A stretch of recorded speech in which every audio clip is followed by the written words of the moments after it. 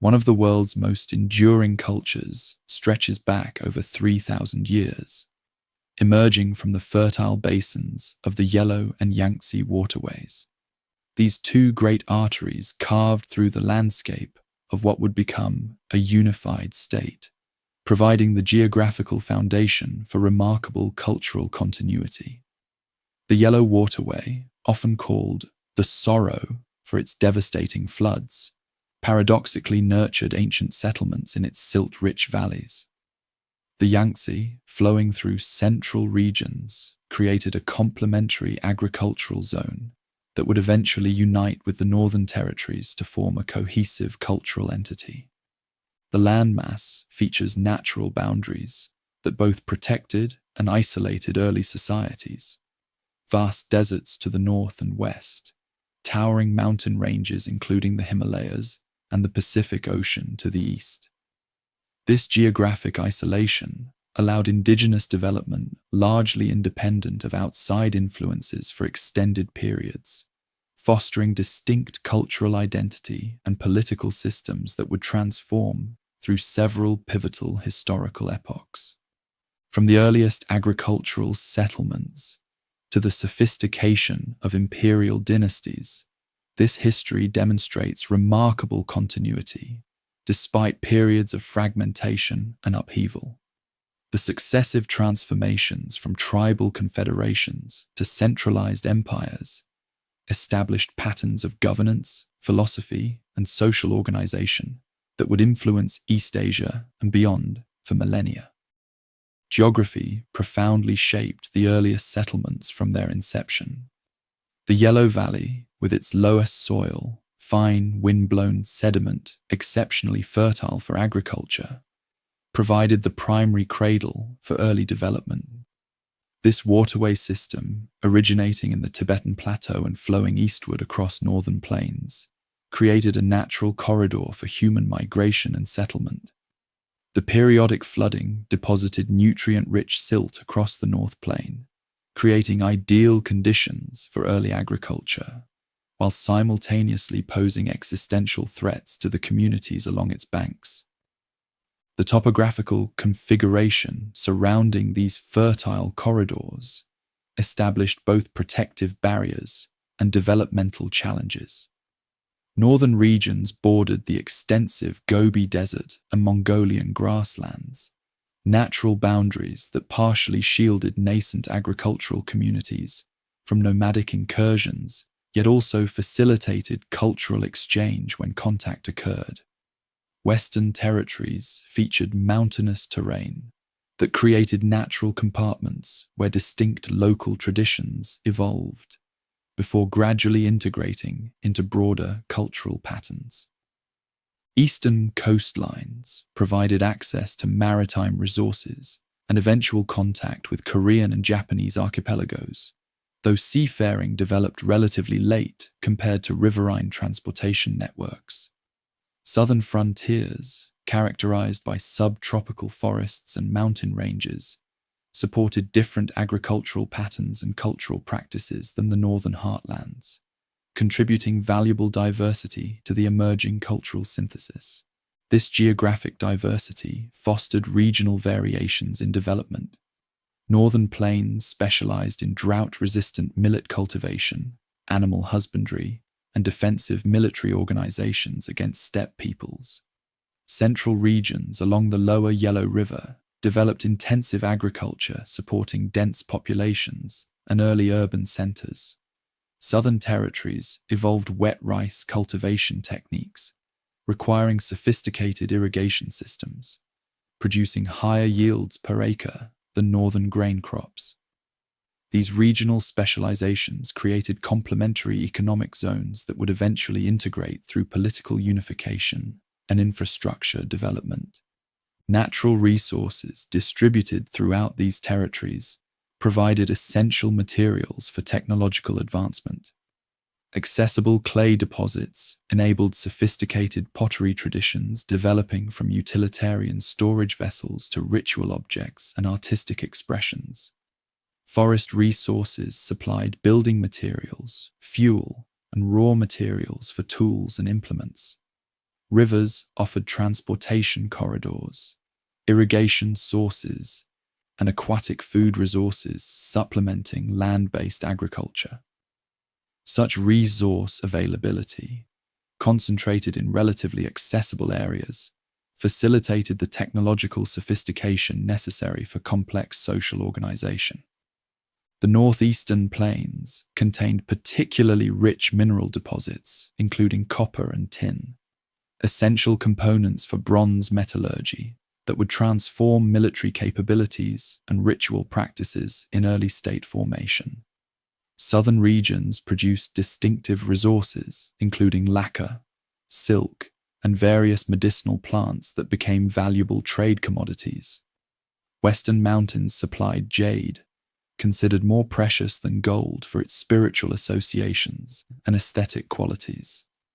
These resource distributions encouraged inter-regional trade networks that facilitated cultural exchange alongside economic interaction. Geographic isolation proved perhaps the most significant factor shaping developmental patterns. Substantial natural barriers, oceans, deserts, mountains, limited external contact without preventing it entirely. Unlike Mesopotamia or the Mediterranean basin, which experienced constant interaction among multiple civilizational centers, the Yellow and Yangtze basins developed with relatively limited external influence. This partial isolation allowed indigenous institutions, philosophical systems, writing methods, and cultural practices to evolve with remarkable continuity over millennia. When external influences did penetrate these natural barriers, Buddhism from India, military technologies from Central Asia, administrative techniques from conquered peoples, they underwent thorough transformation and indigenization rather than supplanting native traditions. This pattern of selective adaptation within continuous cultural development would characterize historical progression through subsequent millennia, with foreign elements incorporated into existing frameworks rather than displacing them. The archaeological record reveals human habitation in these territories, stretching back approximately 100,000 years. Paleolithic sites contain stone tools, evidence of controlled fire use, and early artistic expressions, including carved bone fragments. Gradual technological evolution through the Paleolithic era established the foundation for more rapid development during the Neolithic Revolution, when settled agriculture transformed human social organization around 10,000 years ago. This momentous transition from nomadic, hunter-gatherer existence to settled agricultural communities fundamentally altered social structures, technological development, and cultural possibilities. Archaeological evidence from numerous sites throughout the major valley systems documents this transformation through changes in settlement patterns, tool design, pottery styles, and burial practices. The process unfolded gradually over several millennia, with different regions adopting agricultural practices at varying rates, depending on local environmental conditions. Northern territories witnessed early millet domestication, beginning approximately 10,000 years ago. The Shishan and Peilagang cultures, dating from the 8th millennium, show clear evidence of millet cultivation, permanent dwellings, storage facilities, and specialized tools for agricultural production. Millet provided an ideal staple crop for semi-arid northern conditions, requiring minimal water while producing reliable harvests in poor soil conditions. This adaptability enabled agricultural communities to thrive in regions where other crops would have failed, establishing the demographic foundation for subsequent cultural development. Southern regions followed a different agricultural trajectory centered on rice cultivation. By at least the 7th millennium, communities along the Yangtze had developed sophisticated understanding of rice agriculture, as evidenced at sites like Hemudu in Zhejiang province. These early rice cultivating societies developed distinctive technologies, including specialized bone tools for harvesting, wooden implements for field preparation, and advanced water management systems essential for paddy cultivation. Rice production, though requiring more intensive labor and complex irrigation than millet farming, yielded significantly greater nutritional output per acre, supporting denser populations than northern grain agriculture. This agricultural divergence between northern and southern territories, centered on millet and rice respectively, established enduring regional characteristics that would persist throughout historical development. The different requirements and yields of these staple crops influenced everything, from population density to social organization, labor systems to cultural practices.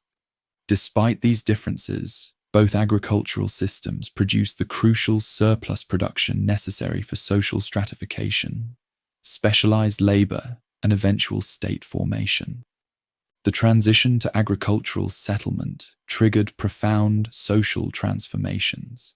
Permanent villages replaced seasonal camps as reliable food supplies allowed year-round occupation of favorable locations. Early Neolithic settlements like Bampo, near modern Xi'an, demonstrate the emerging complexity of these agricultural communities. Archaeological excavation reveals specialized activity areas, defensive structures, communal buildings, and distinct residential zones, indicating social organization beyond simple family groups.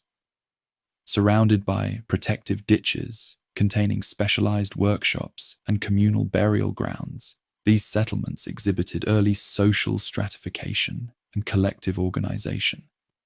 As agricultural production intensified through improved techniques and tool development, specialized labor became increasingly viable. No longer required to participate directly in food production, certain community members developed specialized skills in craft production, religious ritual, administrative coordination, and eventually military specialization. This division of labor, impossible in hunter-gatherer societies where virtually everyone participated in food acquisition, provided the foundation for increasingly complex social hierarchies and cultural elaboration. Material culture evolved rapidly during this period. Pottery production advanced from simple utilitarian vessels to increasingly sophisticated forms with distinctive regional styles. The Yangshao culture, flourishing across the Middle Yellow River Valley for approximately 2 millennia from the early 5th millennium, produced characteristic painted pottery featuring geometric designs and stylized animal motifs. These vessels, requiring substantial technical skill and artistic sensibility, demonstrate both regional identity and growing social complexity, with different vessel types serving specific ritual and utilitarian functions. The subsequent Longshan culture, emerging around the dawn of the 3rd millennium and lasting nearly 1,000 years, developed black pottery of extraordinary thinness and technical sophistication produced on early pottery wheels. These vessels, some with walls merely millimeters thick, demonstrate remarkable technical mastery and specialized production beyond household manufacture. This era also witnessed the first extensive use of jade for ceremonial objects, indicating growing social stratification and ritual elaboration. Archaeological evidence from Longshan sites reveals substantial settlements with stamped earth fortifications, large public buildings, and status differentiation in burial practices. Population growth accelerated following agricultural intensification. By the late Neolithic period, substantial settlements housed thousands of inhabitants along major waterways. Liangzhu culture sites near modern Shanghai feature urban centers covering hundreds of acres, protected by sophisticated water control systems serving both defensive and agricultural purposes. This population concentration created the demographic foundation necessary for state formation and more complex social hierarchies. The agricultural surplus generated by farming communities ultimately enabled the emergence of ruling elites who claimed excess production through taxation or tribute, establishing the economic basis for early states. Cultural self-understanding begins with a series of legendary rulers known as the Five Emperors, whose stories blend myth and proto-history. Traditional texts produced much later present these cultural heroes: Huangdi, the Yellow Emperor; Zhuanshu, Emperor Ku, Emperor Yao, and Emperor Shun, as moral exemplars who established foundational elements through their virtuous rule and innovations. While archaeological evidence cannot verify these specific figures, the legends surrounding them reveal how later generations conceptualized their origins and political ideals. These accounts attribute various technological and cultural innovations to these legendary sovereigns. The Yellow Emperor supposedly invented writing, the compass, mathematical calculation, wheeled vehicles, and even silk production. Emperor Yao reportedly created the first calendar based on astronomical observation. Emperor Shun developed early musical systems tied to ritual performances and established administrative divisions. While clearly representing later projections rather than historical reality, these attributions demonstrate how cultural memory conceptualized progressive development through exemplary leadership rather than impersonal historical processes. More significant than specific inventions attributed to these figures were the political principles established in these foundation myths.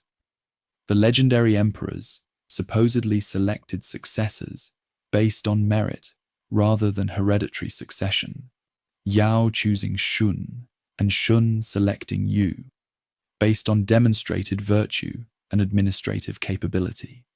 This meritocratic principle, though frequently violated in actual practice, remained a powerful ideal throughout subsequent political history. The notion that legitimate authority derived from moral virtue rather than mere military power or hereditary right would profoundly influence political philosophy for millennia thereafter. The reign of Emperor Yao marks a transition in the legendary narrative toward more historically plausible accounts. According to traditional records, Yao confronted catastrophic flooding that threatened agricultural communities throughout the Central Plains. This environmental crisis, which some scholars have attempted to correlate with geological evidence of major flooding events around 2000 BC, provided the context for the achievements of the heroic figure Yu, who would become pivotal in legendary history.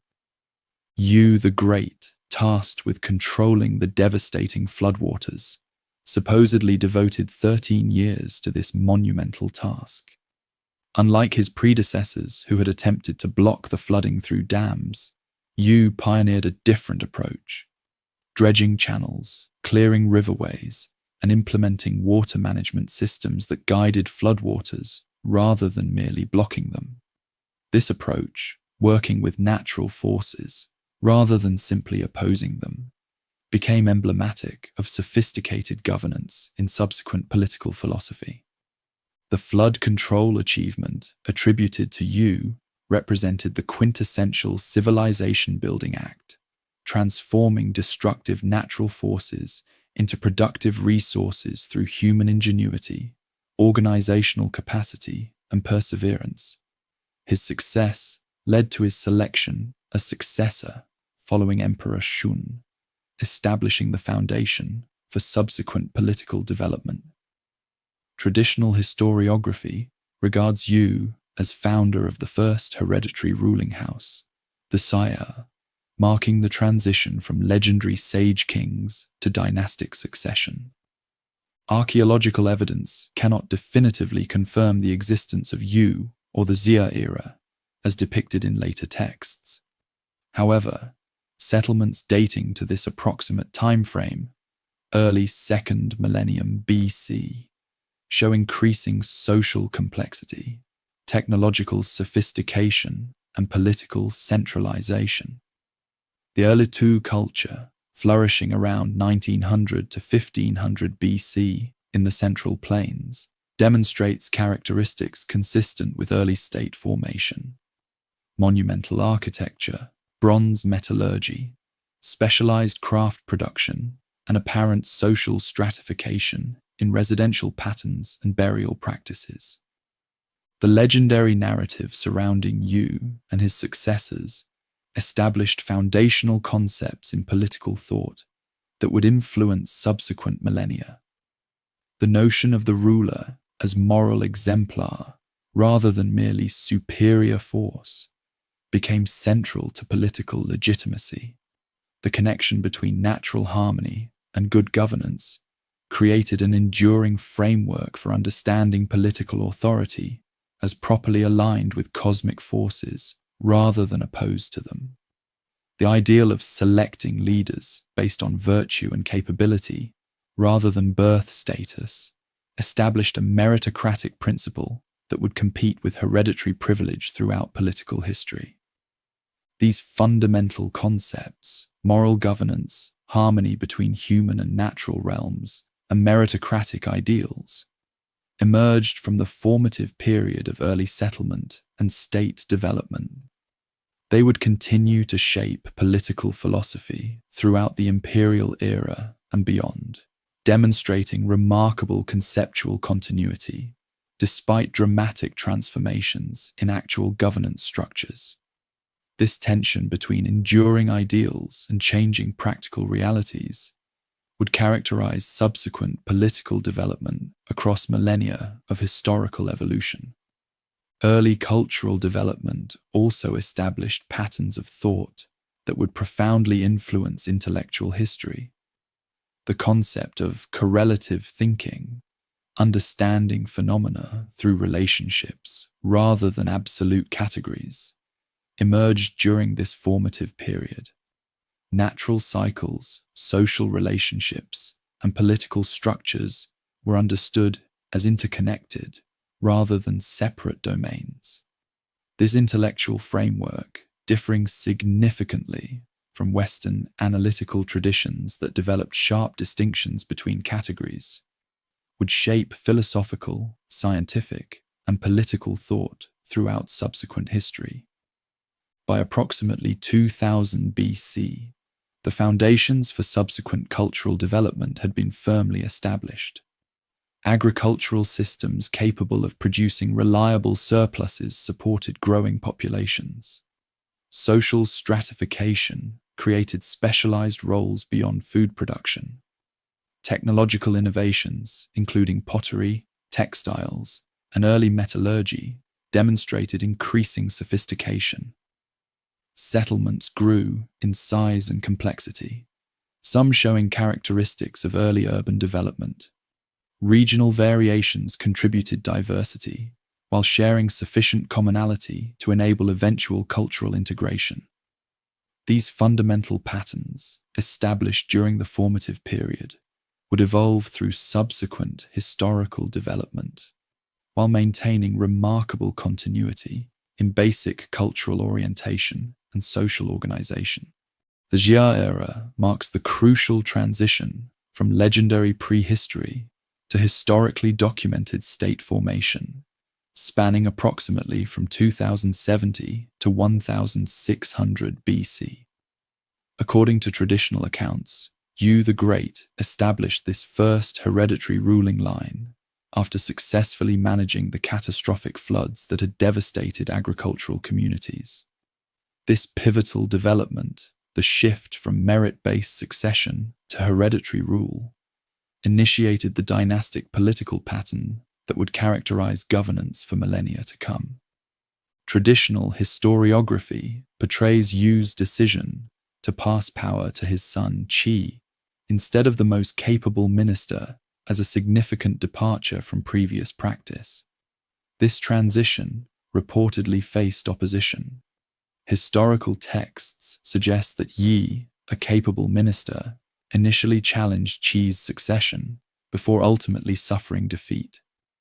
This struggle between hereditary privilege and meritocratic selection would resurface repeatedly throughout political history, creating tension between competing principles of legitimacy that subsequent philosophical traditions would attempt to reconcile. While textual sources describing the Shia derive from much later periods and contain clearly legendary elements, archaeological evidence from the early 2nd millennium BC reveals societal developments consistent with early state formation. The Erlito culture, flourishing along the Middle Yellow Valley from approximately 1900 to 1500 BC, displayed characteristics many scholars associate with the semi-legendary Xia. Excavations reveal a substantial urban center near modern Luoyang, featuring palace complexes, specialized craft workshops, and elite burials containing prestigious goods unavailable to ordinary community members. The Erlito site demonstrates sophisticated urban planning beyond the capabilities of earlier Neolithic settlements. A large palatial complex covering approximately 12,000 square meters featured rammed earth foundations, timber superstructures, and specialized areas for different administrative functions. Surrounding residential zones show status differentiation in building size, construction quality, and material possessions. These archaeological findings suggest a stratified society with centralized authority capable of mobilizing substantial labor forces for monumental construction projects. Bronze technology emerged during this period, providing both practical advantages and prestigious symbols reinforcing social hierarchy. Early bronze production required complex processes, including ore mining, charcoal preparation, furnace construction, and sophisticated casting techniques. These operations necessitated specialized knowledge, substantial resources, and coordinated labor beyond household production capabilities. The concentration of bronze objects in elite contexts suggests ruling groups controlled access to this prestigious material, reinforcing their elevated social position through exclusive possession of ritually significant vessels and superior weapons. Erlito bronzes, though less sophisticated than later examples, demonstrate impressive technical achievement for early metallurgy. Ritual vessels including jue and jia, forms used in elite ceremonies, appear in high-status burials and palatial contexts.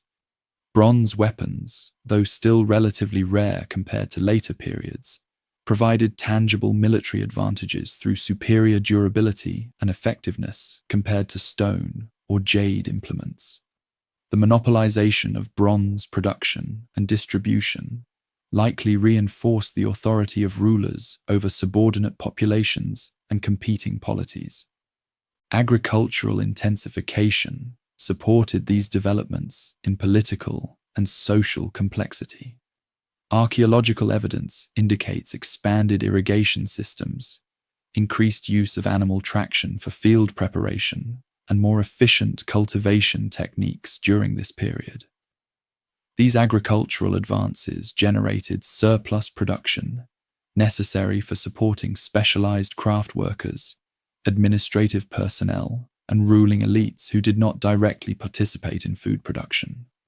Population growth followed these productivity increases, creating larger labor pools for construction projects and military campaigns.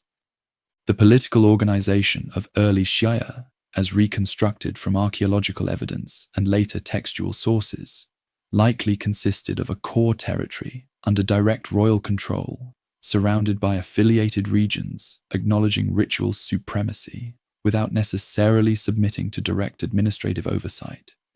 This pattern, a directly governed center with decreasing authority toward peripheral regions, would characterize subsequent political formations for millennia.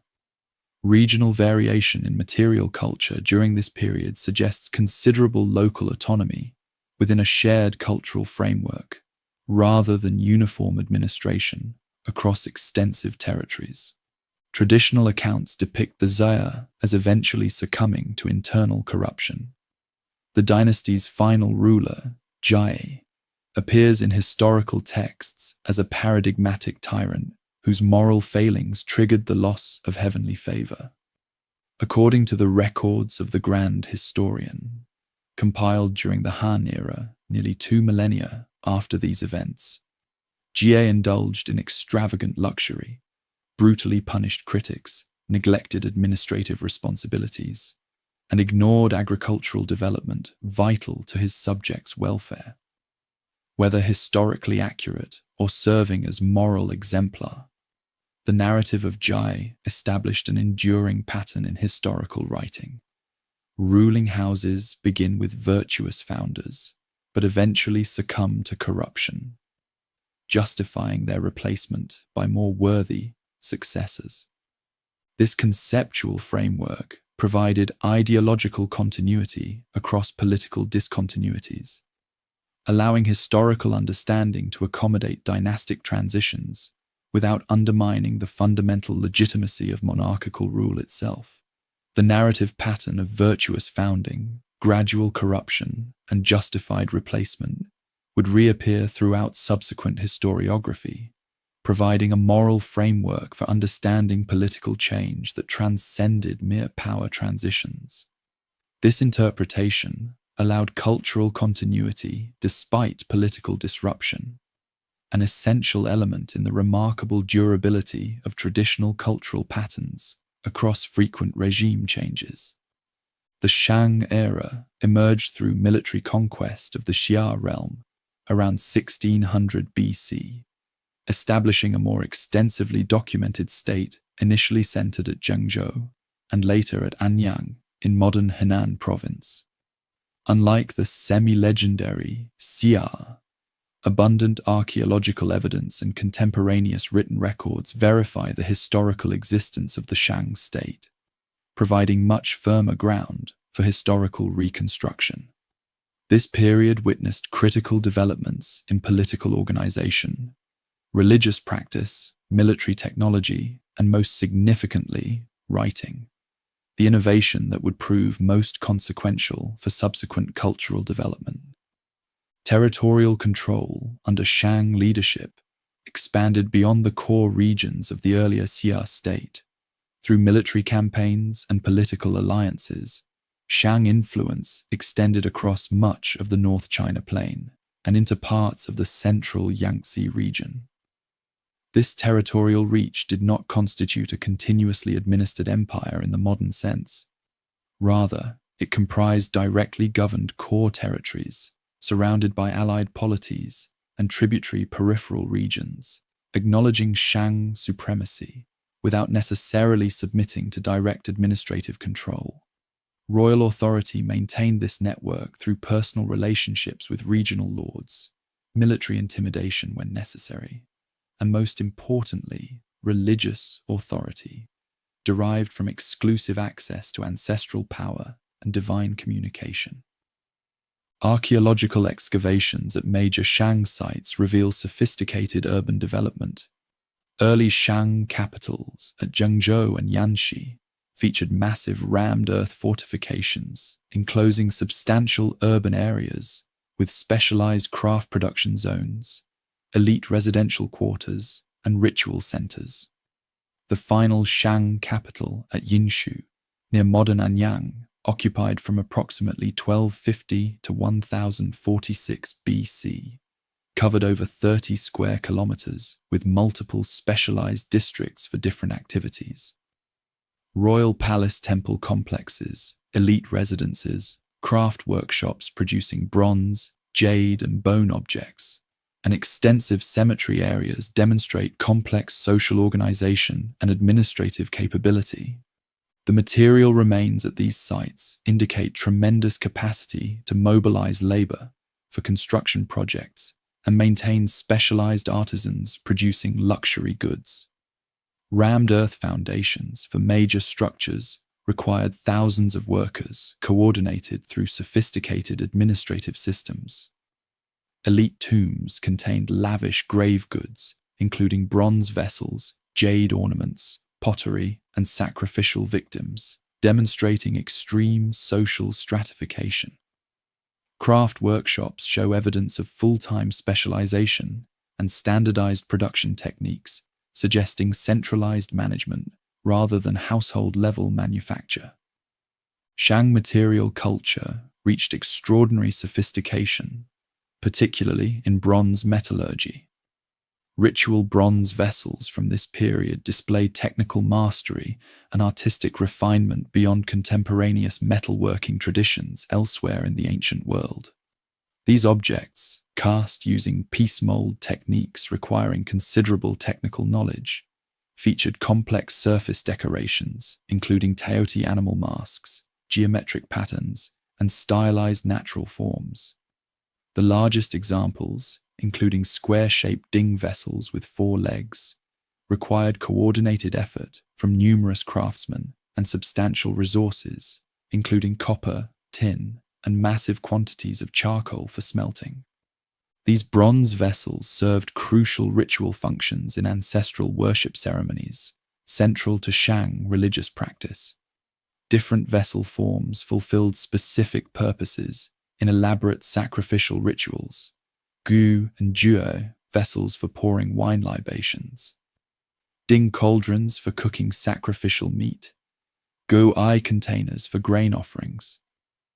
The possession of these prestigious objects, available only to the highest elites, both displayed status and enabled proper performance of religious obligations, essential to maintaining cosmic order and ancestral favor.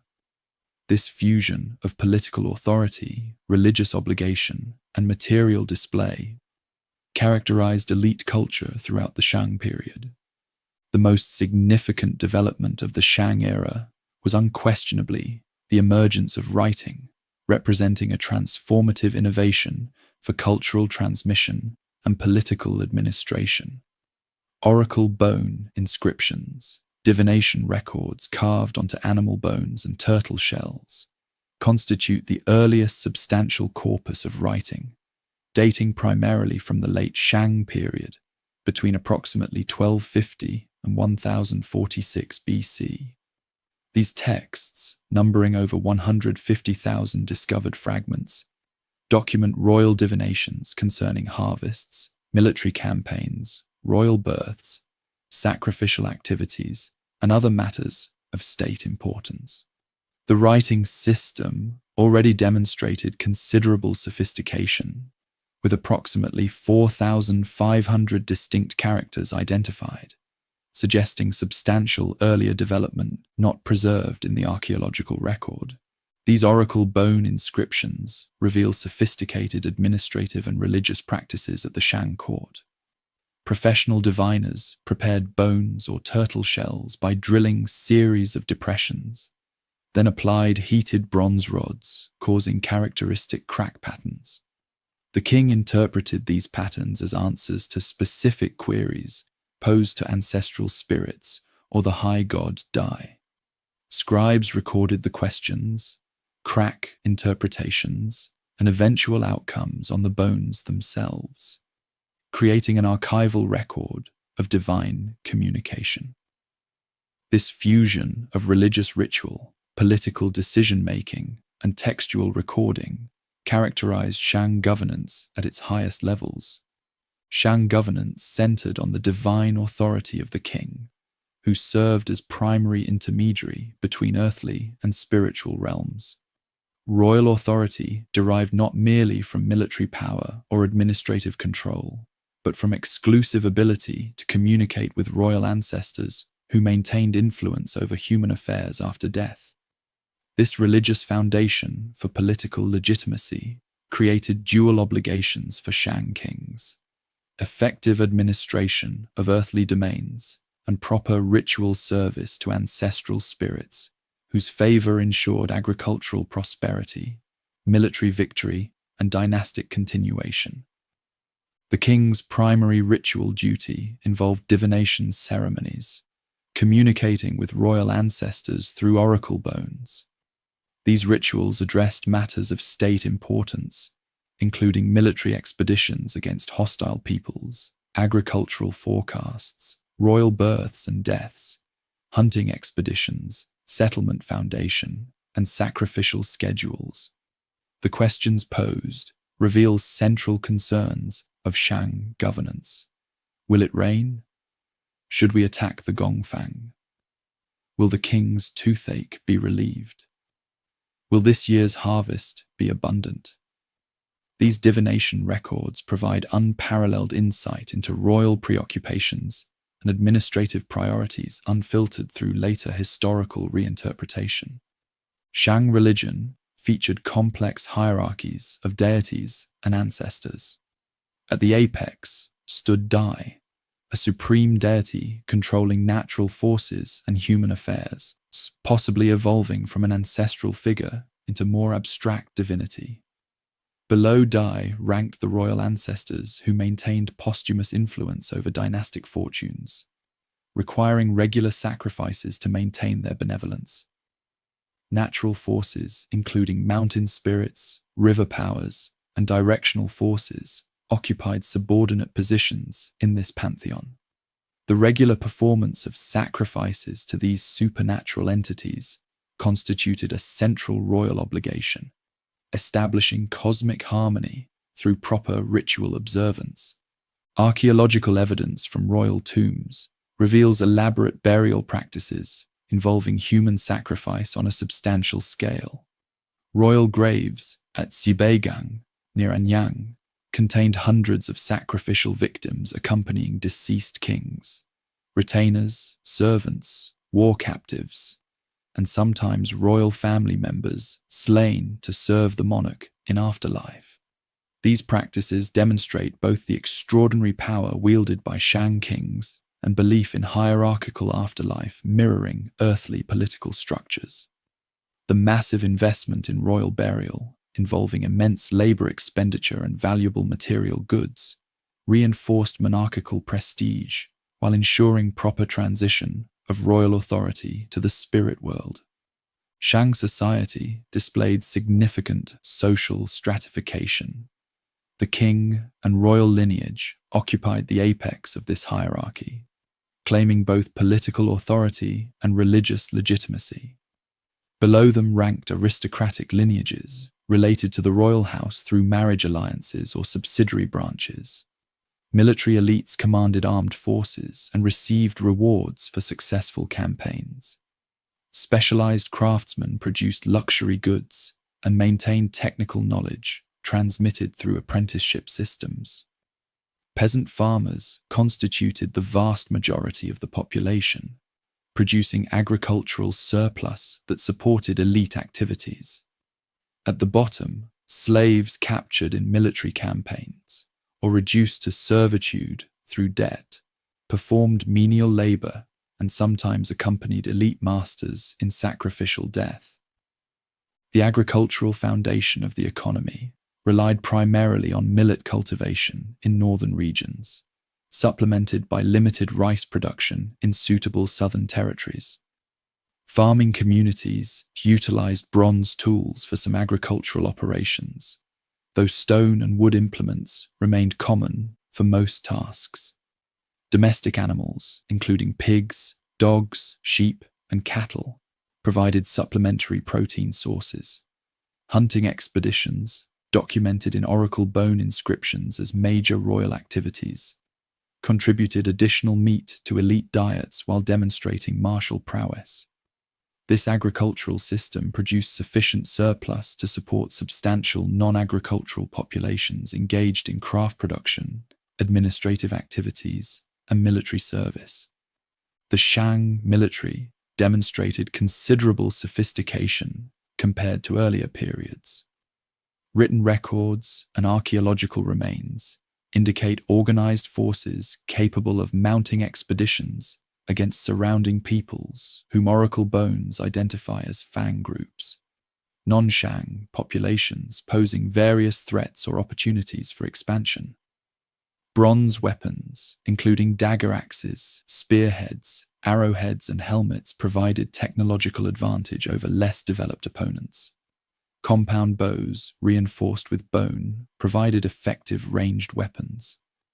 Chariot technology, likely introduced from steppe regions to the north and west during the late Shang period, revolutionized warfare through increased mobility and shock value. These chariots, drawn by horses and carrying archer warriors, required substantial resources to construct and maintain. The vehicles themselves demanded sophisticated woodworking for wheels and chassis construction. Horses required breeding programs, training regimens, and specialized fodder production. Effective deployment necessitated trained drivers and warriors operating as coordinated units. These requirements limited chariot forces to elite corps rather than mass deployment. But their battlefield impact proved significant nonetheless. Infantry armed with bronze weapons formed the bulk of Shang armies, with specialized units fulfilling different tactical roles in combat operations. Military campaigns served multiple strategic purposes beyond simple territorial expansion. Successful expeditions secured access to resources unavailable in core territories, particular woods, minerals, or animal products from peripheral regions. Campaigns against troublesome neighbors demonstrated royal power while securing buffer zones protecting agricultural heartlands. Captives taken during these operations supplied sacrificial victims for religious ceremonies and slave labor for construction projects. The martial prowess demonstrated through successful warfare reinforced royal prestige, both among subordinate populations and neighboring polities, deterring potential challenges to Shang hegemony. The terminal decline of the Shang centered on the reign of its final king, known as Di Xin or King Zhou in traditional accounts. Historical narratives compiled centuries later portray him as a paradigmatic tyrant whose moral corruption paralleled that of the legendary Jai of Xia. According to these texts, King Zhou indulged in extraordinary excess, constructing lavish palaces, accumulating enormous harems, developing cruel punishments for opponents, and neglecting proper ritual observances essential to maintaining divine favor. While these accounts certainly contain legendary embellishments, archaeological evidence does suggest increasing social stratification and elite consumption during the late Shang period, possibly indicating systemic stress preceding political collapse. As central Shang authority declined under problematic leadership, the Zhou clan rose to prominence on the western frontier. Originally a semi-nomadic people from the Wei River Valley who had absorbed substantial cultural influences from the heartland, the Zhou served as a buffer state between Shang territories and Western peoples. Under King Wen, this frontier polity gradually expanded territory and influence while maintaining nominal allegiance to the Shang king. After King Wen's death, his son King Wu continued methodical preparations against the Shang, building military capacity and forming alliances with other discontented vassal states. The decisive confrontation occurred at the Battle of Muzhe in the mid-11th century before our era. According to traditional accounts, Zhou forces, led by King Wu, defeated the numerically superior Shang army through superior tactics, higher morale, and possibly climatic conditions favoring their approach.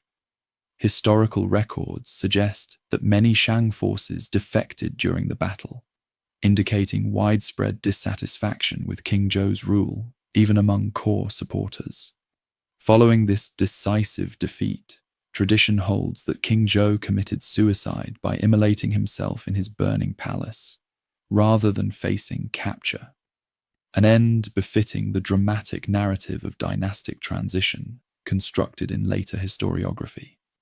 The successful Zhou conquest introduced a concept that would become one of the most influential political theories in subsequent history: the mandate of heaven. This doctrine, articulated in early Zhou pronouncements and later elaborated by Confucian philosophers, maintained that heaven granted the right to rule to those who demonstrated virtue and governed for the welfare of the people. When a dynasty declined into corruption and tyranny, heaven would withdraw its mandate and transfer it to a more worthy ruler who demonstrated proper virtue. This concept simultaneously legitimized the Zhou conquest of the Shang and established an enduring framework for understanding dynastic change as morally justified, rather than merely resulting from superior military power. The mandate concept provided philosophical resolution to the tension between stability and justifiable rebellion. By establishing moral virtue rather than hereditary status as the ultimate basis for legitimate rule, it allowed for dynastic change without undermining the fundamental legitimacy of monarchical government itself. Proper rule resulted in cosmic harmony, visible through agricultural prosperity, military success, and natural balance. Improper rule produced visible signs of heaven's displeasure through natural disasters, agricultural failures, and social disorder. This framework integrated natural phenomena, social conditions, and political legitimacy into a comprehensive theory that would influence political thought for millennia thereafter. The fall of the Shang thus established a paradigmatic pattern that would repeat throughout subsequent history. A ruling house, founded by a virtuous leader, would eventually decline under later successors who succumbed to moral corruption and luxury, justifying heaven's transfer of mandate to a new dynasty that would restore proper order. This conceptual framework provided ideological continuity, despite political disruption, helping to maintain cultural coherence throughout cycles of dynastic rise and fall. The tension between continuity and change, between legitimacy and revolution, found resolution through this sophisticated political theology that accommodated change within stable theoretical parameters. The transition from Shang to Zhou, while representing significant political discontinuity, maintained remarkable cultural continuity. The Zhou adopted and adapted Shang ritual practices, bronze vessel types, divination methods, and administrative techniques, while introducing innovations suited to their different circumstances. This pattern, revolutionary political change within evolutionary cultural development, would characterize subsequent dynastic transitions throughout imperial history. Each new ruling house claimed restoration of proper virtue after predecessor corruption, while simultaneously building upon accumulated cultural foundations rather than replacing them entirely. The archaeological record confirms substantial continuity across this political transition. Western Zhou bronze vessels maintained Shang decorative motifs, while gradually introducing new forms and inscription practices. Burial customs evolved while preserving fundamental beliefs in ancestral influence and status differentiation. Settlement patterns and architectural techniques displayed gradual modification rather than wholesale transformation. Most significantly, the writing system developed under the Shang continued with expansion and refinement rather than replacement, allowing textual transmission across political discontinuity, a crucial factor in the remarkable cultural continuity that would characterize subsequent historical development, despite frequent political disruption.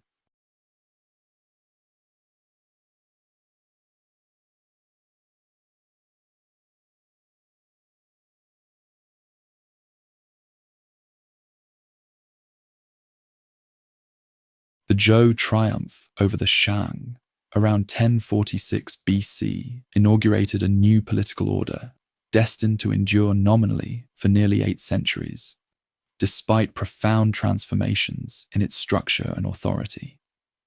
King Wu, leading his forces to victory at Muye, claimed not merely military superiority but moral legitimacy through the innovative concept of the mandate of heaven. This doctrine, articulated in early texts like the Book of Documents, asserted that celestial powers had withdrawn support from the corrupt Shang sovereign and bestowed it upon virtuous Zhou leadership. In a pronouncement attributed to the Duke of Zhou, this principle received its classic formulation: "Heaven sees as my people see.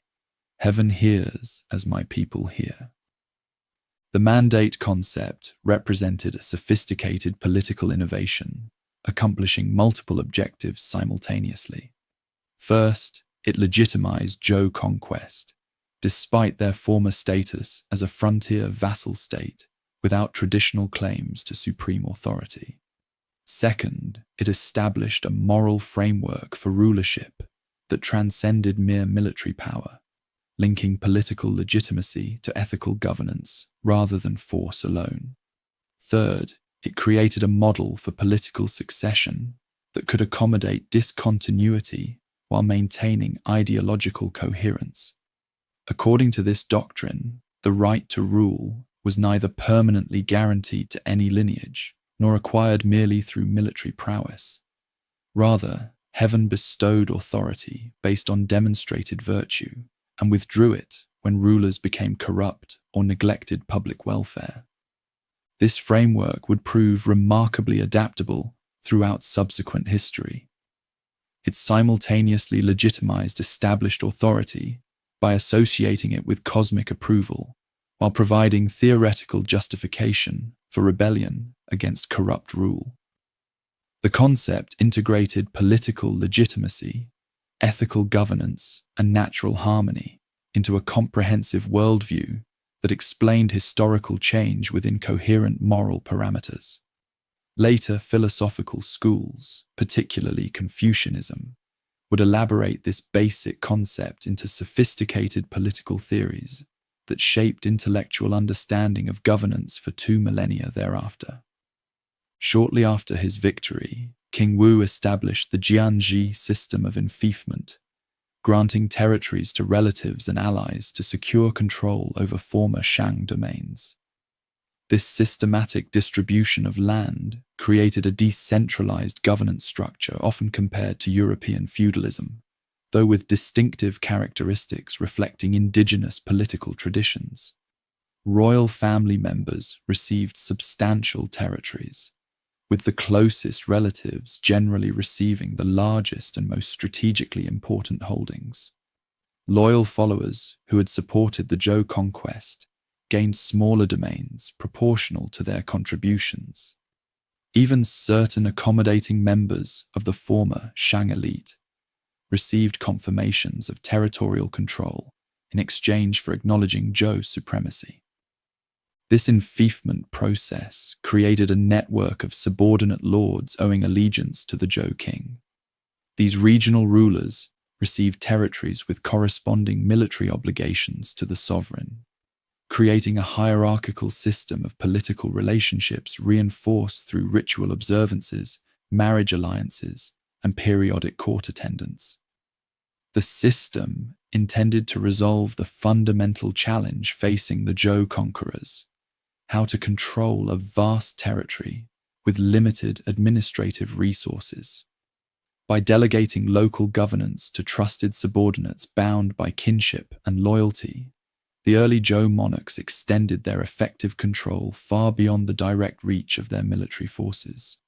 The Zhou conquest was rapidly followed by crisis when King Wu died unexpectedly around 1043 BC, leaving a young son as heir. The succession crisis threatened to unravel the newly established political order before it could consolidate. The Duke of Zhou, younger brother of the deceased monarch, assumed regency to preserve the throne for his nephew King Cheng. This decision provoked rebellion from other royal brothers who had established territorial bases through the enfeoffment system. These discontented princes allied with remnants of Shang resistance in eastern territories, creating a formidable coalition against central authority. The Duke of Zhou responded decisively, marshalling loyal forces to suppress this rebellion in a 3-year military campaign. His success preserved the nascent dynastic order while establishing crucial precedents for royal authority. During his regency, lasting approximately 7 years, The Duke established many institutional foundations of Zhou governance that would endure for centuries thereafter. He articulated key political principles through pronouncements preserved in texts like the Book of Documents, establishing ideological frameworks for understanding legitimate authority. Most remarkably, upon King Cheng reaching maturity, the Duke voluntarily relinquished power to the legitimate heir, an act of political restraint that established him as an exemplary figure in subsequent political tradition. Administration, under early Western Zhou, operated through a system later scholars termed fengjian, a network of fiefs ruled by relatives and allies, acknowledging the ritual supremacy of the royal house. This system created concentric zones of decreasing royal control, radiating outward from the capital region. The royal domain, centered initially in the Wei River Valley, with its capital at Haojing, near modern Xi'an, remained under direct monarchical administration. Surrounding territories fell under control of close relatives and trusted allies, who governed with considerable autonomy while maintaining ritual, military, and economic obligations to the sovereign. These territorial lords, known as zhuhu, established subordinate courts mirroring royal structures on smaller scales. They conducted local administration, maintained military forces that could be summoned for royal campaigns, collected taxes from agricultural populations, and performed rituals acknowledging superior Zhou authority. Periodic visits to the royal court, participation in royal hunting expeditions, and contributions to royal construction projects reinforced personal bonds between sovereign and subordinate rulers. This system relied more on personal relationships than bureaucratic structures, creating flexible governance capable of accommodating regional diversity while maintaining overall political coherence.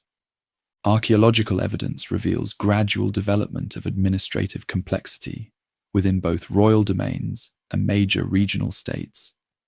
Bronze inscriptions, recording official appointments, land grants, and judicial decisions, demonstrate increasingly specialized governance functions. Early Western Zhou administrative positions remained primarily distributed by birth status, with aristocratic lineages monopolizing high offices. Yet even within this hereditary framework, specialized roles emerged for ritual performance, military command, agricultural management, and judicial proceedings. These specialized functions created the foundation for bureaucratic systems that would develop more fully in subsequent eras. Ritual played a crucial role in maintaining this decentralized political order. Elaborate ceremonies involving bronze vessels, precisely choreographed movements, and musical performances reinforced social hierarchies and political relationships through physical embodiment of cosmic principles. The sovereign's ritual role as intermediary with heaven took precedence over direct administrative functions, establishing a pattern wherein symbolic authority often exceeded practical power. State ceremonies marking seasonal transitions, military campaigns, ancestral commemorations, and interstate relationships created shared cultural frameworks transcending local diversity. Specially cast bronze vessels commemorating significant events held particular importance in this ritual system. These objects, requiring substantial resource investment and specialized craftsmanship, recorded royal gifts, military victories, land grants, and administrative appointments. The inscriptions on these vessels, sometimes extending to hundreds of characters, provide invaluable documentation of early Zhou political history.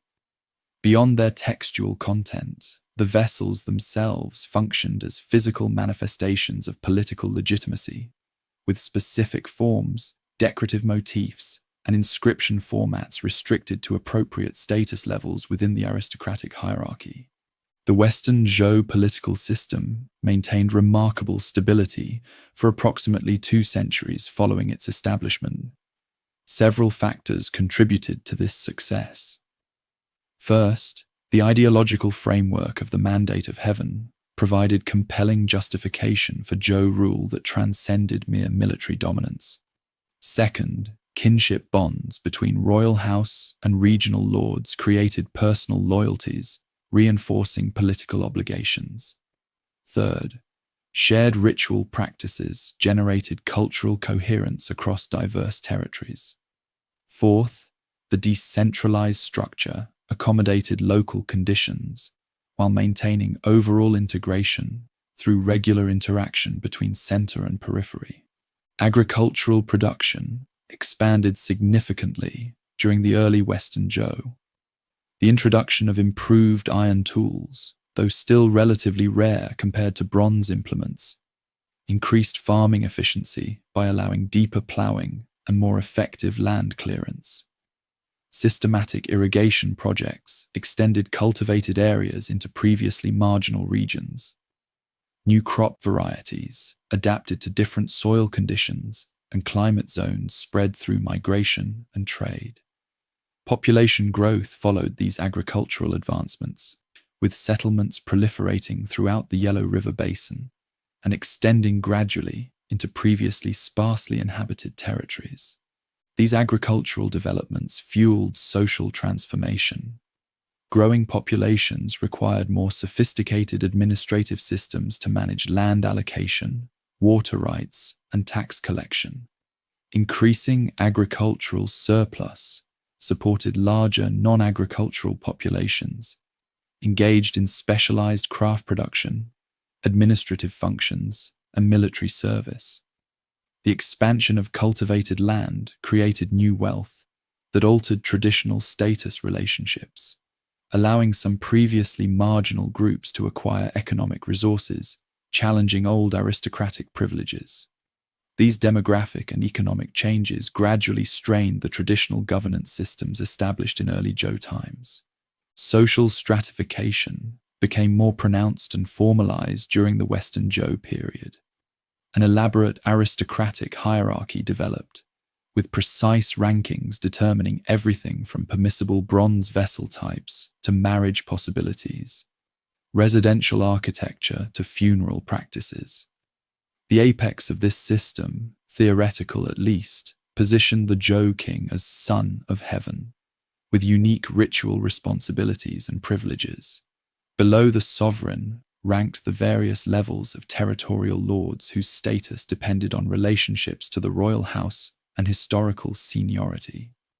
These aristocrats maintained hereditary privileges based on lineage connections, reinforced through elaborate genealogical records and ancestral rituals.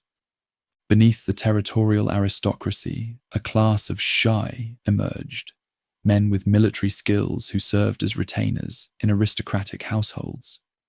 Initially drawn from lower branches of noble lineages, this group gradually incorporated talented individuals from non-aristocratic backgrounds, creating limited social mobility within an otherwise rigid hierarchy. The shai performed military service, managed estate production, conducted diplomatic missions, and eventually staffed administrative positions within developing state structures. Their intermediate position between aristocracy and commoners would prove crucial in subsequent social evolution, as this group eventually transformed into the scholar official class that dominated later imperial administration. The majority of the population consisted of agricultural producers with varying degrees of freedom and obligation. Some maintained hereditary land rights with tax obligations to local lords.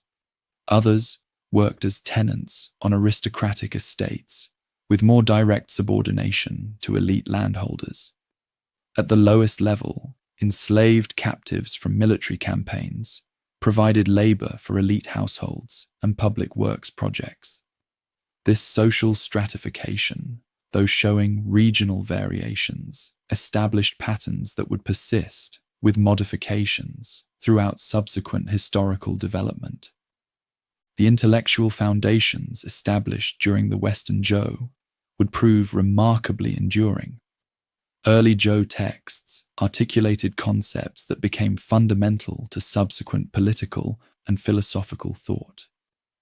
The Book of Documents preserved pronouncements on proper governance attributed to founding figures like the Duke of Zhou. The Book of Poetry collected court odes, folk songs, and ritual hymns, reflecting diverse aspects of early Zhou society. The Book of Changes outlined a sophisticated system of divination that would evolve into philosophical frameworks for understanding cosmic patterns. The Book of Rites detailed ceremony and proper conduct that structured social interactions. These texts, though modified through subsequent transmission, preserved core concepts that would shape intellectual development for millennia thereafter. The concept of ritual propriety, li, as a mechanism for social harmony, became a cornerstone of political philosophy. Unlike mere law, fa, governing through punishment, ritual propriety operated by internalizing proper behavior through education and example. This emphasis on moral cultivation, rather than external coercion, established patterns for subsequent philosophical approaches to governance. The meticulous record-keeping practices established during Western Zhou created precedents for historical documentation that continued throughout imperial history. The fusion of political authority with cosmic principles laid foundations for correlative thinking that would characterize traditional intellectual frameworks across diverse disciplines. As the Western Zhou progressed, gradual changes eroded the foundations of the original political structure. The territorial lords, initially close relatives of the royal house, became increasingly remote in kinship with each passing generation. By the 9th century BC, most regional rulers shared only distant ancestors with the Zhou king, weakening personal bonds once reinforcing political loyalty. Local populations increasingly identified with regional states rather than the distant Zhou court, developing distinct cultural practices and political identities. Resource constraints limited royal capacity to maintain military superiority over increasingly wealthy vassals who developed independent armed forces capable of pursuing autonomous policies. External pressures accelerated this decline. Non-Zhou peoples along the northern and western frontiers, particularly nomadic groups taking advantage of climatic shifts favoring pastoral economies, launched increasingly effective raids against agricultural settlements. The royal house proved unable to coordinate effective defense against these incursions, forcing regional lords to develop independent military capabilities for territorial protection. These locally controlled forces further diminished royal authority as regional states relied less on central protection and developed autonomous strategic interests, sometimes conflicting with royal policies. Economic changes undermined traditional status relationships. The expansion of agricultural production through land reclamation and technological improvement created wealth outside established aristocratic control. Trade networks extended beyond traditional boundaries, creating economic interests transcending political divisions. Iron technology, becoming more widespread after approximately 800 BC, democratized access to effective tools and weapons previously restricted through bronze's higher production costs and specialized manufacturing requirements. These economic developments gradually undermined the material foundations of the original Zhou political order, based on centralized control of prestige goods and restricted access to military technology. The culminating crisis arrived in 771 BC, when nomadic Quanrong peoples allied with discontented vassals to attack the royal capital at Haojing. King Yu, reportedly distracted by his infatuation with a concubine named Baosi, had alienated many supporters through capricious governance and violation of succession practices. According to traditional accounts, the monarch lit beacon fires, normally reserved for military emergencies, merely to amuse his favorite consort, causing loyal forces to mobilize unnecessarily and undermining trust in royal communications. When genuine military threat materialized, the warning system failed as vassals ignored what they assumed were false alarms. The attackers sacked the royal capital, killed King Yu, and forced the court to flee eastward to the secondary capital at Luoyang. This event traditionally marks the division between Western Zhou and Eastern Zhou periods, representing a fundamental transformation in political reality. Though a new king, Ping, received recognition from remaining loyal vassals, effective power had irreversibly shifted from the royal court to territorial states. The Zhou monarchy would continue for another 5 centuries, but never regain effective authority beyond its immediately controlled territories. Instead, a new political era emerged, characterized by competition among regional states only nominally acknowledging Zhou ritual supremacy. The Eastern relocation fundamentally altered the Zhou political position. The court abandoned the Western territories to autonomous local powers and non-Zhou peoples, losing substantial agricultural resources and population. The new capital at Luoyang, while strategically located in the Central Plains, lacked the defensive advantages of the Western capital surrounded by mountains. The royal domain shrank dramatically, reducing direct resource access and military recruitment capabilities. Most significantly, the defeat shattered the aura of heaven-protected invulnerability surrounding Zhou kingship, undermining the ideological foundations of royal authority. This fragmentation, though representing failure of central authority, catalyzed remarkable cultural and intellectual creativity in subsequent centuries. Freed from rigid orthodoxy imposed by a powerful center, regional states experimented with diverse administrative systems, military technologies, economic policies, and cultural practices. Competition drove innovation as states sought advantages against rivals through institutional reform rather than mere military strength. Political instability stimulated philosophical inquiry as thinkers sought new foundations for social order amid collapsing traditional structures. The cultural unity established during Western Zhou persisted despite political division, creating a shared civilizational framework within which multiple political entities operated, competed, and evolved. The legacy of Western Zhou proved enormously influential despite its eventual collapse. The ritual systems codified during this period established patterns for proper social relationships that would influence cultural norms for millennia. Administrative practices developed within the royal court, and major regional states created precedents for subsequent governance structures. The Fengjian system, though transformed beyond recognition, persisted as a conceptual framework for understanding proper relationships between central authority and local governance. Most significantly, the Mandate of Heaven doctrine provided an enduring theoretical basis for legitimate rule that would inform state ideology throughout imperial history. This paradoxical combination, political failure alongside enduring cultural influence, characterizes the Western Zhou legacy.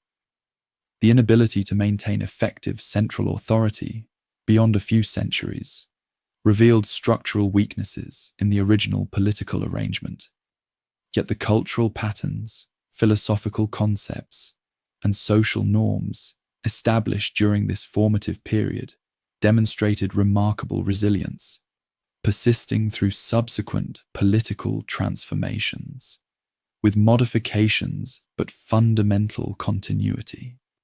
This tension between political fragility and cultural durability would characterize much of subsequent historical development, as dynasties rose and fell, while cultural patterns demonstrated remarkable persistence across political discontinuities.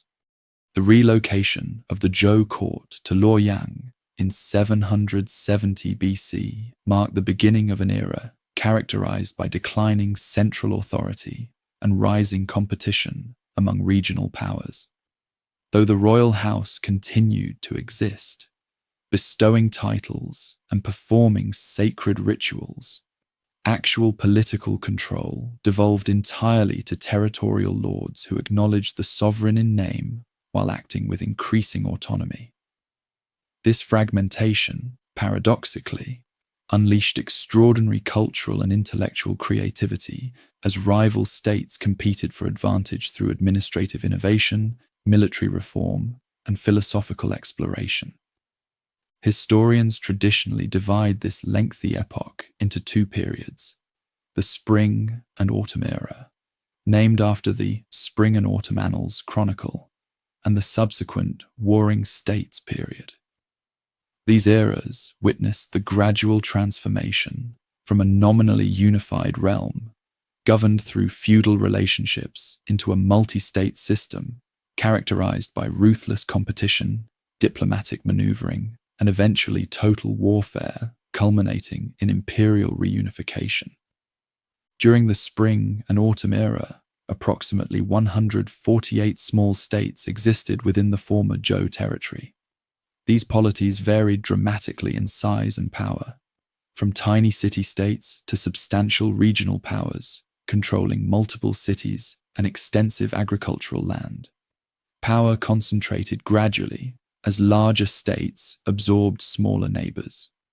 By mid-period, a dozen or so major contenders dominated the political landscape, among them Lu, Jin, Qi, Chu, Qin, Song, and Yan. These regional powers maintained complex relationships with one another and with the increasingly marginalized Zhou royal house. The political reality of this period necessitated new mechanisms for maintaining stability. With royal authority diminished, powerful territorial lords emerged as hegemons, BA, who enforced a semblance of order without claiming the mandate of heaven directly. The first recognized hegemon, Duke Huan of Qi, worked with his advisor Guanzhong to reform internal administration while asserting leadership among states through military strength and diplomatic skill. He convened interstate conferences, led coalitions against non-Zhou barbarian peoples encroaching from the periphery, and intervened in smaller states to resolve succession disputes or suppress disorder. The Zhou sovereign remained sacrosanct in theory, but powerless in practice. A revealing incident occurred in 707 BC, when King Huan of Zhou attempted to exercise actual authority by leading a military campaign against a rebellious state. The effort failed disastrously, further demonstrating royal impotence. Subsequent kings largely abandoned such pretensions, focusing instead on ritual functions and attempting to survive by playing larger states against one another through diplomacy and symbolic legitimation. Administrative complexity grew steadily as states expanded territory and population. The old aristocratic governance system, based primarily on personal relationships and hereditary privilege, proved increasingly inadequate for managing larger political entities. Innovative ministers introduced reforms to enhance central control, increase agricultural production, and mobilize military resources more effectively. In the state of Qi, Guanzhong implemented population registration, standardized weights and measures, monopolized salt and iron production, and reorganized military units. These administrative innovations provided templates later adopted by competing states. Military affairs underwent significant transformation. The aristocratic chariot warfare of earlier periods, where noble warriors engaged in ritualized combat governed by chivalric codes, gradually gave way to mass infantry armies. Economic changes enabled states to field larger forces as agricultural surpluses supported professional soldiers. Military commands, once reserved exclusively for aristocrats, became available to men of talent regardless of birth. The state of Jin pioneered military reforms under Xiangong, creating armies organized by land-based conscription rather than aristocratic levies. Interstate relations developed increasing sophistication during this period. Diplomatic envoys traveled regularly between courts, negotiating alliances, trade agreements, and marriage alliances. Summits between rulers became common, governed by elaborate protocols reflecting relative status and power. A complex system of interstate law emerged, establishing rules for diplomatic immunity, treaty obligations, and legitimate causes for warfare. These arrangements, though frequently violated, represented attempts to manage conflict within a framework of shared cultural understandings. Technological progress accelerated throughout the Eastern Zhou. Iron metallurgy spread widely after 600 BC, enabling improved agricultural tools, more effective weapons, and expanded construction capabilities. Crossbow technology emerged around the 7th century BC, gradually transforming battlefield tactics by allowing lightly trained infantry to threaten heavily armored aristocratic warriors. Sophisticated irrigation works expanded agricultural production. Urban centers grew in size and complexity, with some regional capitals reaching populations of 50,000 or more, protected by massive rammed earth fortifications extending for miles. Social mobility increased as traditional aristocratic privileges eroded. The shy class, originally lower aristocrats serving as retainers in noble households, gradually transformed into a broader group encompassing military officers, administrative experts, and intellectuals. Merit increasingly competed with birth as a path to advancement, though aristocratic lineages retained significant advantages. In advanced states like Jin, Qi, and Chu, talented commoners could rise to ministerial rank based on administrative competence or military skill. Economic development transformed society from its foundations. Agricultural production intensified through iron tools, improved irrigation, and more efficient farming techniques.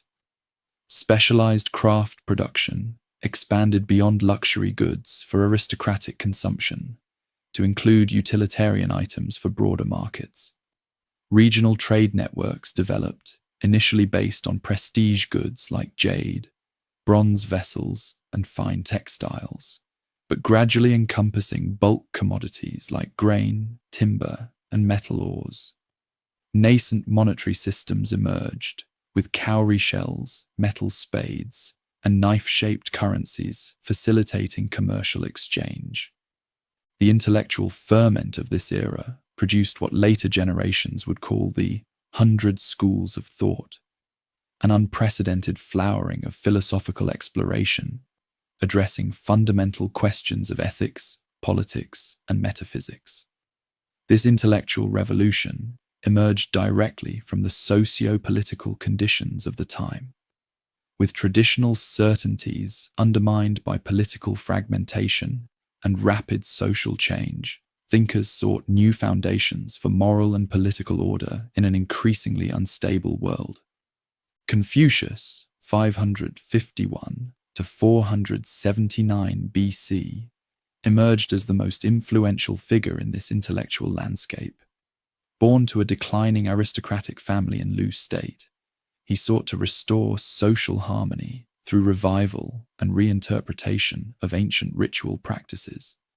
Failing to secure lasting official position, he traveled between states offering counsel to rulers while gathering disciples who recorded and transmitted his teachings.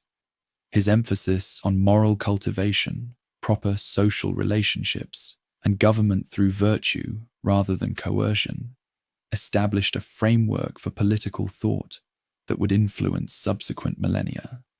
Competing philosophical visions proliferated. Mozi advocated universal love, transcending family and state boundaries, criticized expensive rituals as wasteful, and promoted meritocratic governance. Taoist thinkers like Laozi questioned the very premise of activist government, advocating instead a return to simplicity and natural processes unhindered by human intervention.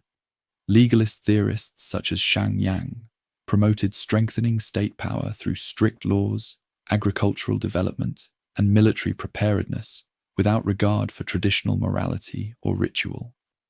The frequency and scale of warfare increased dramatically by the late spring and autumn period.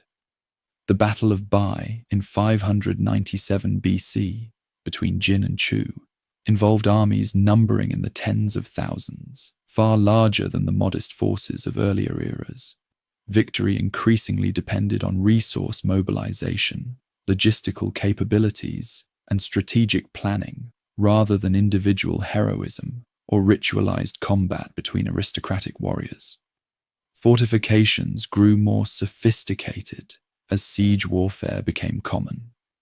Extended campaigns lasting months or years replaced the brief seasonal expeditions of former times.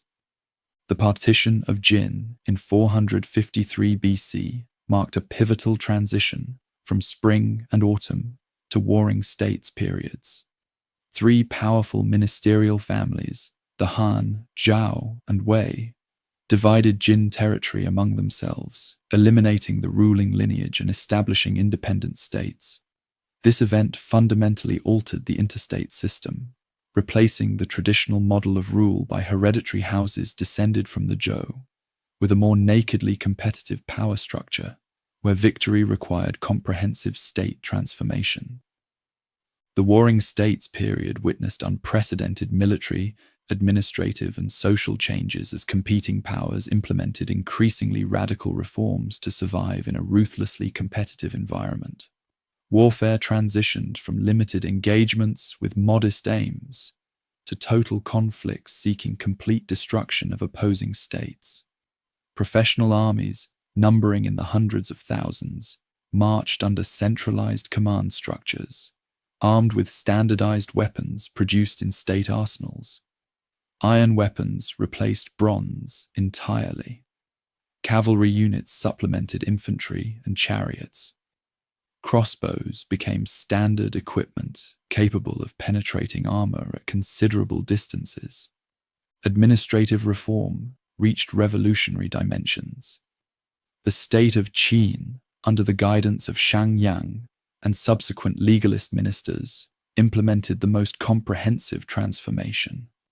Aristocratic privilege fell before meritocratic appointment based on tangible achievement, particularly military success. The population underwent registration, taxation, and conscription. Land underwent privatization, allowing purchase, sale, and consolidation of holdings, contrary to earlier models of communal tenure. Legal codes imposed harsh punishments for violations, while offering significant rewards for agricultural production and military service. Other states implemented their own reforms, often borrowing Qin innovations, while adapting them to local conditions.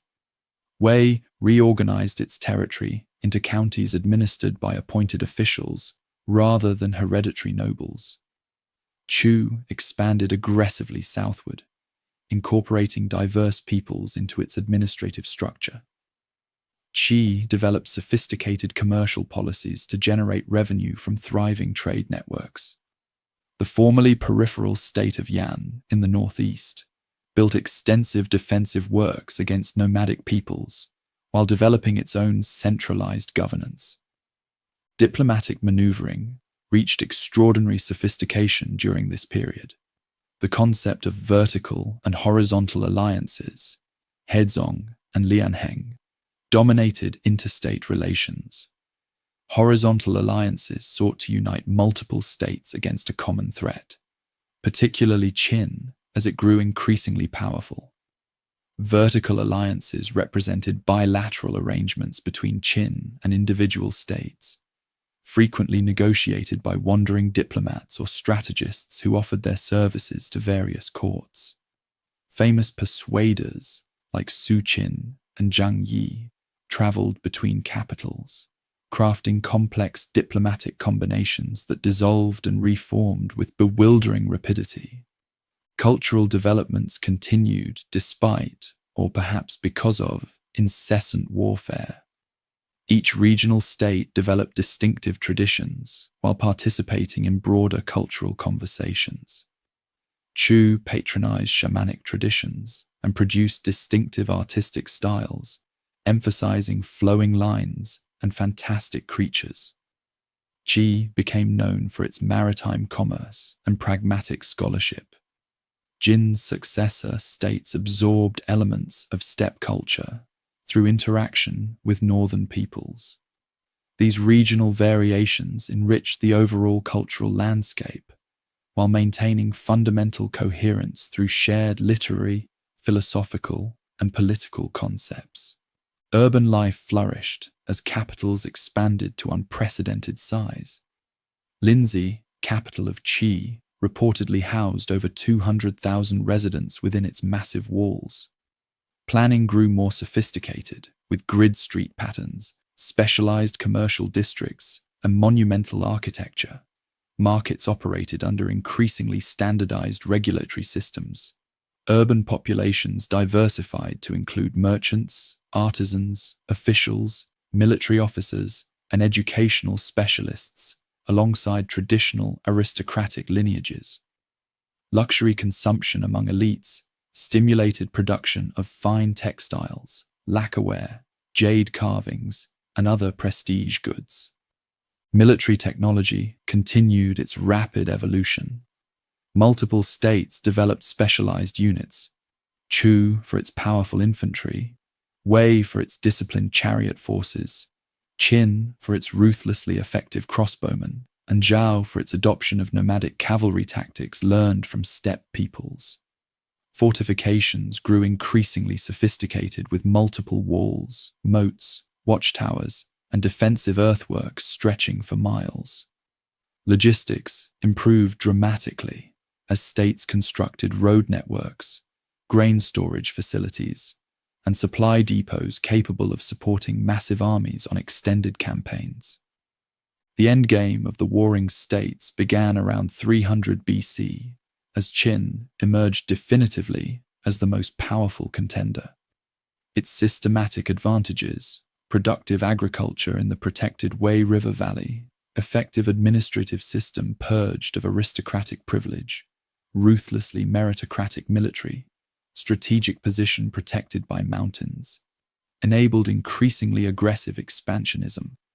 Under King Zheng, who would later proclaim himself first emperor, Qin methodically eliminated rival powers through combined diplomatic isolation and overwhelming military force. The final conquest unfolded with remarkable speed. Han fell in 230 BC, followed by Zhao, then Wei. The once powerful Chu mounted significant resistance but ultimately succumbed in 223 BC after protracted campaigns. Yan and Qi, the last remaining independent states, fell in 222 and 221 BC, respectively. Within a single decade, a multi-state system that had existed for 5 centuries vanished completely, replaced by a unified imperial structure that would, despite periodic collapses and reconfigurations, provide the fundamental political model for the next 2,000 years. This extraordinary transformation from fragmented, competitive states to unified empire did not represent merely military conquest. It reflected the culmination of long-developing processes, the erosion of aristocratic privilege before centralized authority, the systematization of administrative practice, the standardization of legal codes, the professionalization of military organization, and the development of ideologies justifying absolutist rule. These developments, emerging from interstate competition during the Eastern Zhou, provided the foundation for the imperial system that would endure in various forms until the early 20th century. The Eastern Zhou thus represents both endpoint and beginning. the final dissolution of the decentralized aristocratic order established by Western Zhou, and the incubator of centralized imperial governance that would characterize subsequent millennia. Its legacy proved ambiguous in historical consciousness. Confucian tradition looked back to this period with ambivalence, lamenting the disorder and warfare, while celebrating the intellectual and cultural flowering it produced. Political theorists studied Eastern Zhou history for lessons in statecraft, diplomatic strategy, and military organization. The tension between cultural unity and political fragmentation established during this period would resurface repeatedly throughout later history as a fundamental pattern in political development. Within the chaotic landscape of competing states that characterized the final century of Eastern Zhou, one power gradually emerged as dominant through methodical reform and military excellence. The northwestern state of Qin, once dismissed as semi-barbaric by its more culturally sophisticated rivals, systematically transformed itself into an unstoppable military machine that would ultimately conquer all opposition and establish the first true imperial system. This remarkable ascent from peripheral obscurity to total dominance unfolded through deliberate policy choices, geographic advantages, and visionary leadership, culminating in the establishment of an empire that, though short-lived, would establish governmental patterns enduring for 2 millennia. Qin's rise to supremacy began long before its final conquests. Situated in the fertile Wei River Valley, protected by mountains on 3 sides, Qin territory offered natural defensive advantages while supporting productive agriculture. This geographic position provided security from attack while allowing carefully chosen offensive operations against less protected neighbors. From these secure foundations, Qin rulers methodically built military power through internal reforms that dramatically increased state capacity far beyond traditional limits. The transformation accelerated dramatically during the mid-4th century, when Duke Xiao appointed Shang Yang as chief minister. This visionary reformer implemented sweeping changes that revolutionized Qin society and governance. Drawing from legalist philosophical principles that prioritize state power over traditional morality or aristocratic privilege, Shang Yang created a state focused singularly on agricultural production and military effectiveness. His reforms attacked traditional social structures while building new institutions directly serving state interests. Land previously held communally underwent redistribution to individual households, responsible for tax payments and military service. This privatization increased agricultural productivity while allowing more effective population registration and control. The traditional aristocracy saw their hereditary privileges abolished, replaced by a meritocratic system where advancement depended on agricultural success or military achievement rather than birth status. New administrative divisions replaced old kinship-based governance, with households organized into mutual responsibility groups answerable for each member's behavior. Standardized law codes imposed harsh punishments for violations, while offering significant rewards for compliance with state priorities. These revolutionary changes met fierce resistance from traditional elites, but Duke Xiao provided consistent support, allowing full implementation. The results proved devastating for Qin's rivals. Agricultural production increased dramatically, providing surplus resources for military campaigns. Population growth accelerated as incentives for large families aligned with state interests in expanding the tax and military recruitment base. Social mobility based on merit rather than birth created opportunities for talented individuals regardless of origin, dramatically expanding the available talent pool for civil and military leadership. Most significantly, these reforms created unprecedented state capacity to mobilize resources for warfare. The mutual responsibility system facilitated military conscription by making family groups accountable for producing required soldiers. The reward system incentivized military achievement through land grants, tax exemptions, and status advancement based on battlefield success measured in enemy casualties. Standardized military units replaced aristocratic levies, creating more effective forces through consistent training and equipment.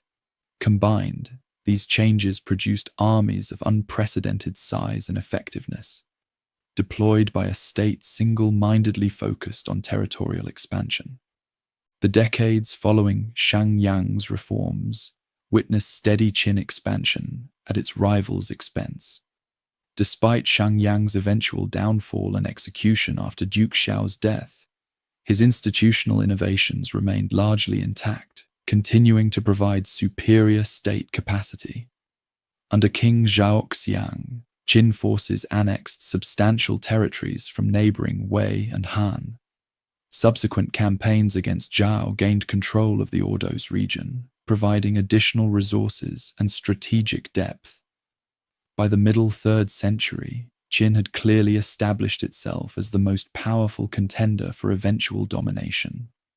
Military innovation complemented these institutional advantages.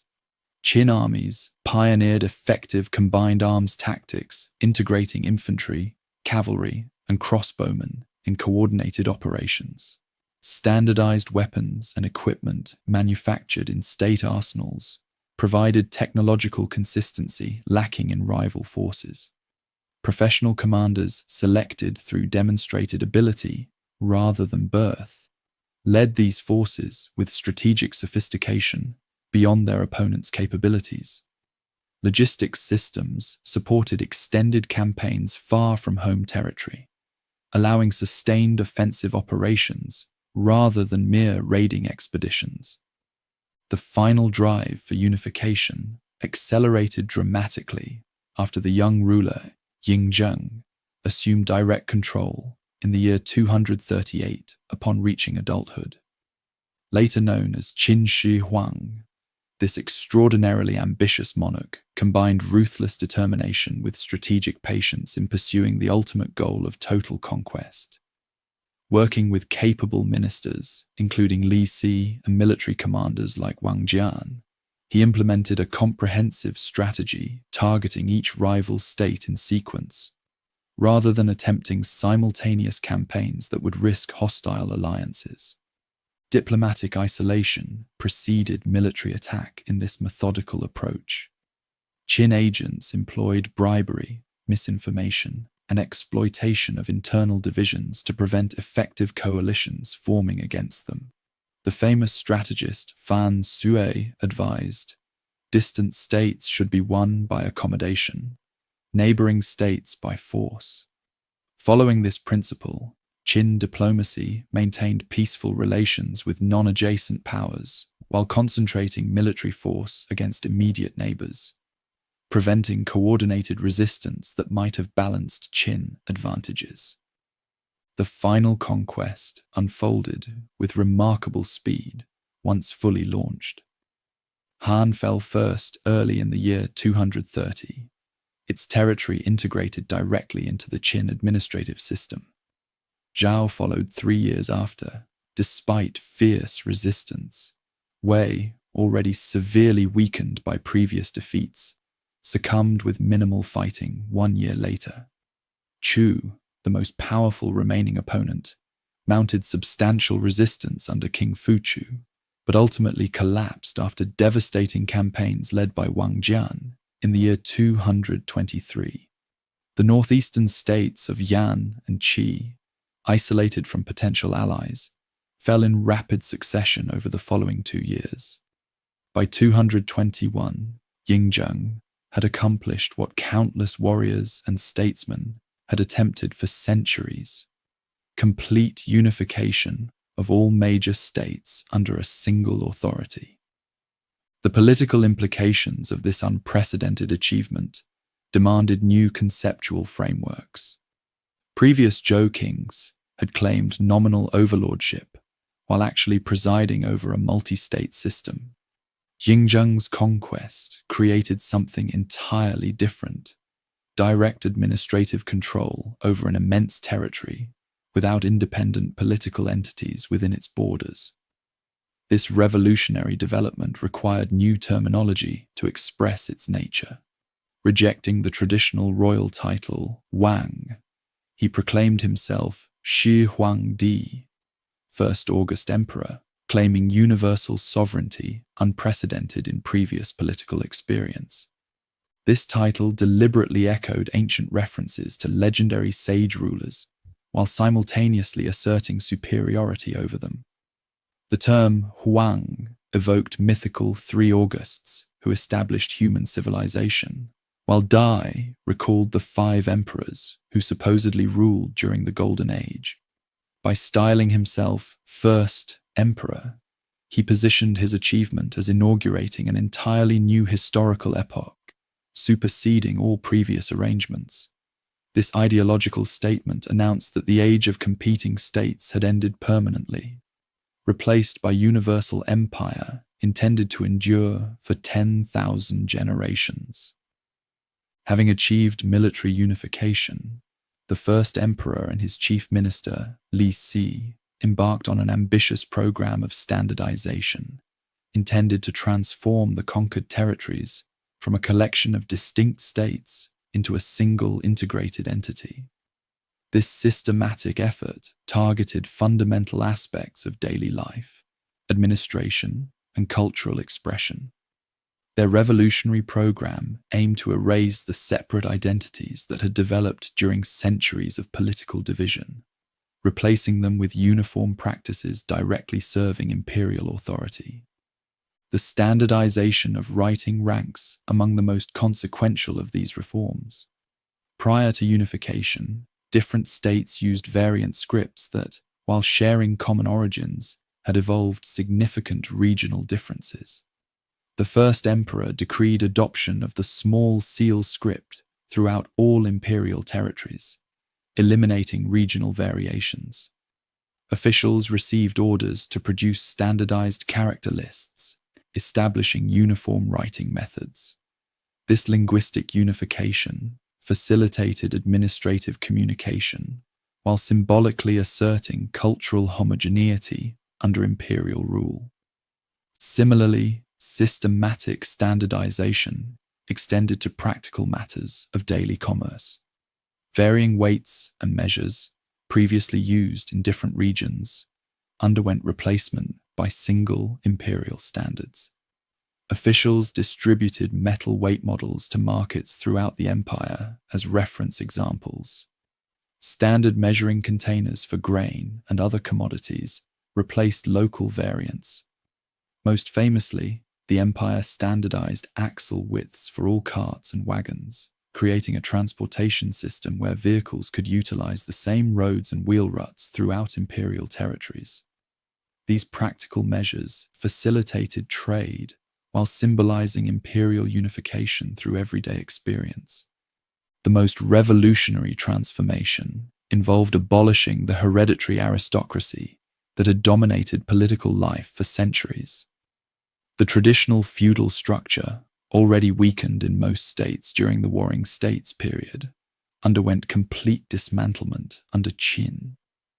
Aristocratic domains were abolished entirely, replaced by a new administrative system of commanderies and counties, governed by appointed officials selected for competence rather than birth.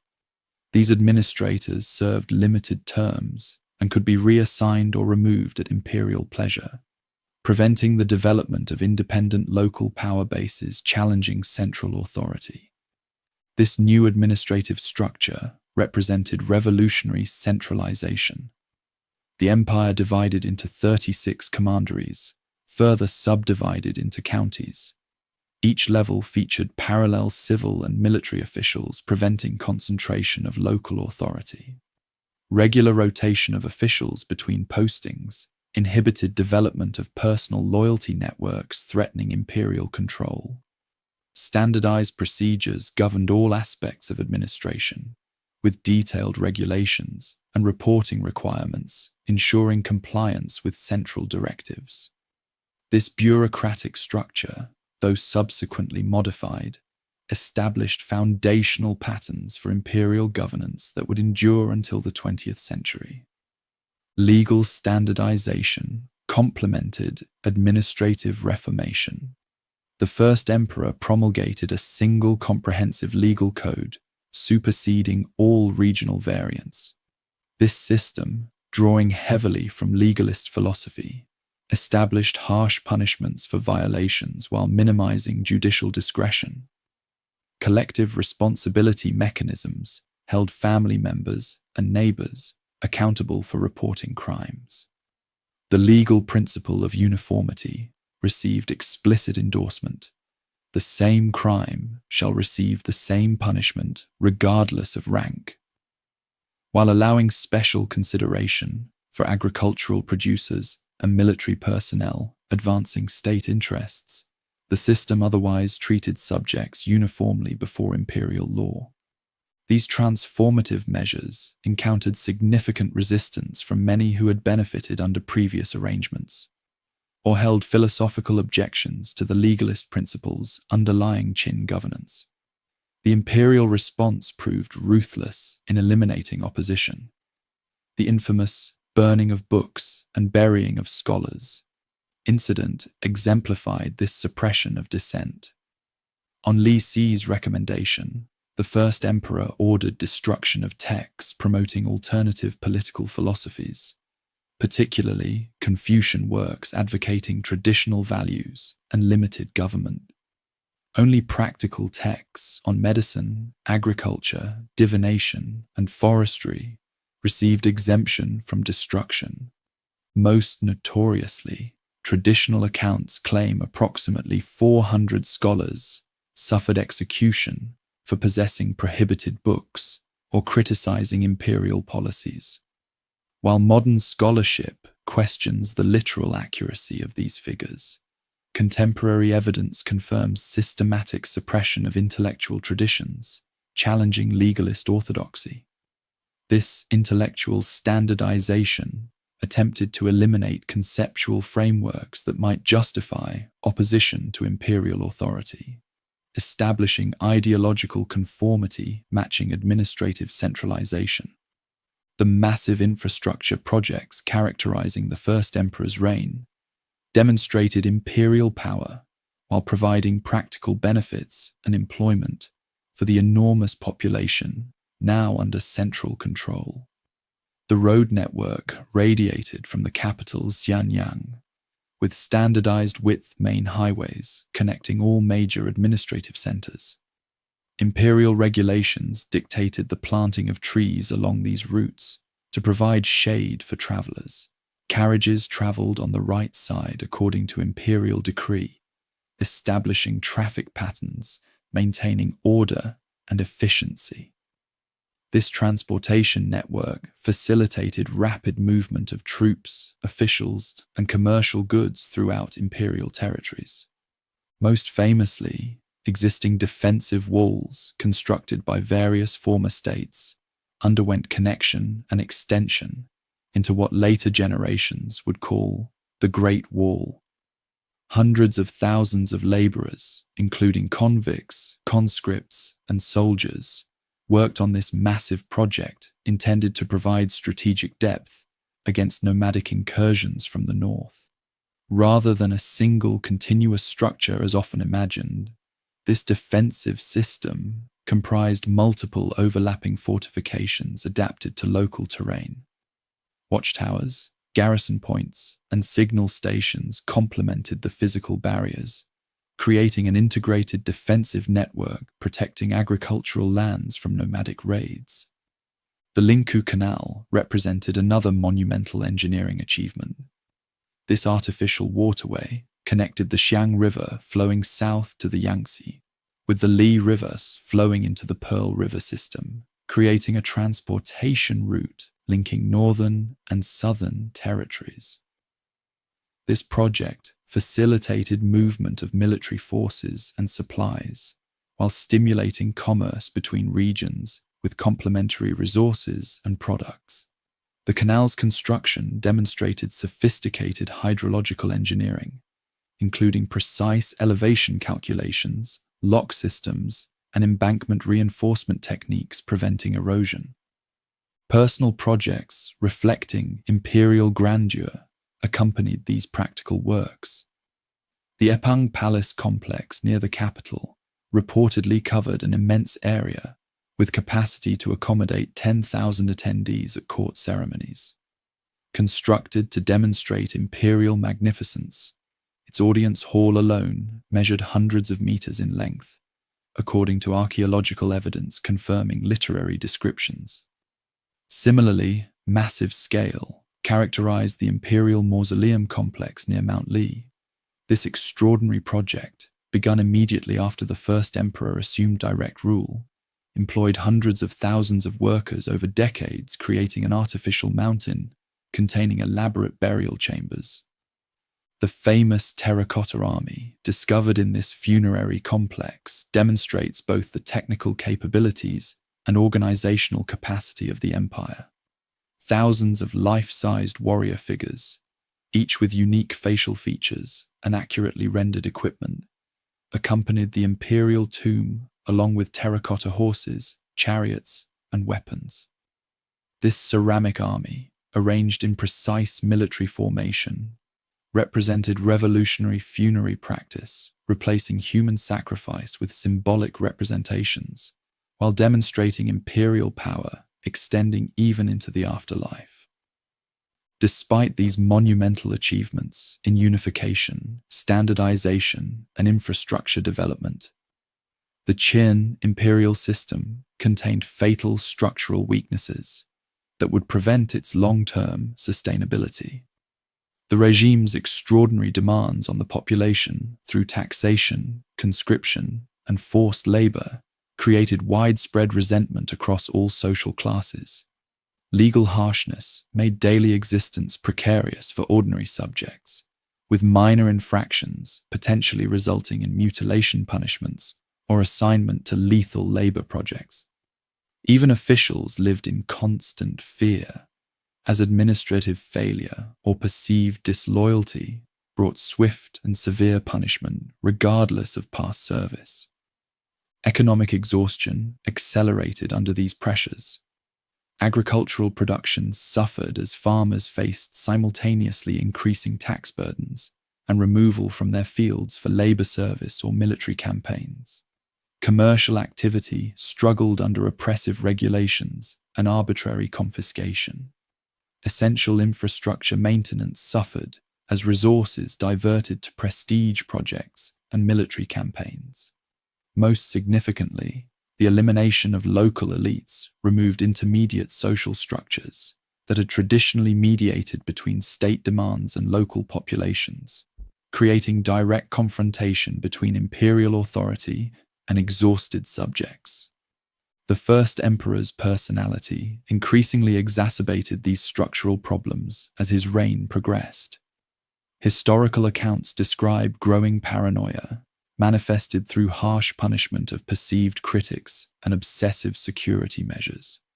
Multiple assassination attempts fueled this suspicion, leading to elaborate protective protocols, including multiple identical imperial carriages traveling together to confuse potential attackers. His preoccupation with immortality reportedly intensified with age, diverting substantial resources toward alchemical research and expeditions, seeking legendary elixirs of eternal life. The regime suffered decisive crisis when the first emperor died suddenly while traveling in eastern territories during the 35th year of his rule. The succession process immediately revealed the imperial system's vulnerability. Rather than announcing the death immediately, Chief Eunuch Zhao Gao and Prime Minister Li Si concealed the fact while returning to the capital. During this journey, they altered the emperor's final testament, replacing the designated heir Fusu with a more pliable, younger son. This conspiracy succeeded initially, but soon unraveled as Zhao Gao eliminated Li Si and dominated the new emperor Hu Hai. ruling from behind the throne while imperial governance deteriorated rapidly. Popular uprising erupted less than a year after the first emperor's death, when Chen Sheng and Wu Guang, conscripts being marched to frontier garrison duty, faced execution for arriving late due to flooding. Recognizing their inevitable death, they instead launched rebellion that spread rapidly across exhausted populations. Though these initial rebel leaders perished relatively quickly, their uprising catalyzed widespread revolts throughout imperial territories. Local leaders emerged across former states, many claiming restoration of previous ruling houses, while gathering significant military forces from disaffected populations. Two leaders ultimately emerged dominant amid this chaotic fragmentation. Liu Bang, a peasant of humble origins who had risen to minor official status, led forces that captured the Qin heartland and capital. Xiang Yu, aristocratic military commander from Chu, controlled larger armies and initially held superior position, allocating territories among various supporters while reserving central lands for his direct control. The uneasy alliance between these leaders collapsed rapidly into open warfare that would continue for several years after the Qin dynasty's official end in the year 207. The brevity of Qin imperial rule, effectively 15 years of unified governance under the first emperor, followed by brief chaotic succession before total collapse, belies its profound historical significance. Despite its failure as a sustainable regime, the Qin Revolution established fundamental patterns that subsequent dynasties would modify but not abandon. The concept of unified imperial rule replaced the multi-state system permanently in political imagination and practical governance. Administrative division into provinces and counties superseded aristocratic domains as the basic framework for territorial control. Centralized bureaucracy, selected by merit rather than birth, became the standard governing mechanism, despite later compromises with hereditary privilege. The Qin collapse demonstrated that extreme legalist methods created unsustainable pressures, generating their own demise. Yet subsequent regimes maintained many legalist administrative techniques while moderating their harshest aspects and incorporating Confucian elements, addressing their deficiencies. This synthesis, pragmatic legalist administrative methods cloaked in Confucian ethical rhetoric, would characterize imperial governance for 2 millennia thereafter. The Qin thus represents both endpoint and beginning, the culmination of centuries-long trends towards centralization and bureaucratization, and simultaneously the foundation for subsequent imperial systems that would endure with modifications until the early 20th century. In the aftermath of Qin collapse, 2 formidable contenders emerged from the multitude of rebel forces to contest supremacy. Their conflict, known traditionally as the Chu-Han contention, would determine the shape of the subsequent imperial order. Xiang Yu, aristocratic commander from Chu, represented traditional military prowess and heroic leadership. Liu Bang, a commoner who had risen to minor official status before rebellion, embodied pragmatic flexibility and common touch. Their 4-year struggle illuminated contrasting leadership approaches while establishing the foundation for a new imperial system that would endure for centuries. Xiang Yu initially held superior position through martial reputation and larger forces. After decisive victory against Qin armies, he implemented a settlement dividing the empire among 19 kings, most drawn from former ruling houses of conquered states. This arrangement effectively restored a modified version of the pre-Qin multi-state system while acknowledging his supreme authority as hegemon king of Western Chu. He retained the central territories directly, while granting peripheral kingdoms to allies and potential rivals, including assigning Han in remote Bashu region to Liu Bang. This settlement proved unstable almost immediately, as underlying tensions between centralization and fragmentation remained unresolved. Liu Bang demonstrated superior political instinct by methodically building alliances with disaffected recipients of Xiang's settlement, while consolidating control over his assigned territory. When open conflict erupted, he initially suffered defeats against Xiang's superior military prowess, but gradually eroded his opponent's position through strategic flexibility. Where Xiang Yu excelled in battlefield command and personal combat, Liu Bang mastered psychological warfare, diplomatic maneuvering, and strategic patience. He willingly retreated when facing disadvantage, violated agreements when expedient, and prioritized ultimate victory over heroic gestures or short-term reputation. The contrast between these leaders extended beyond military tactics to fundamental governance philosophy.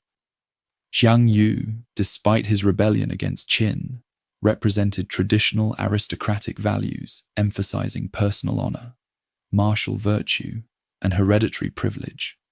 Liu Bang embodied pragmatic adaptation, willingness to employ talented individuals regardless of background, and focus on sustainable governance rather than heroic leadership.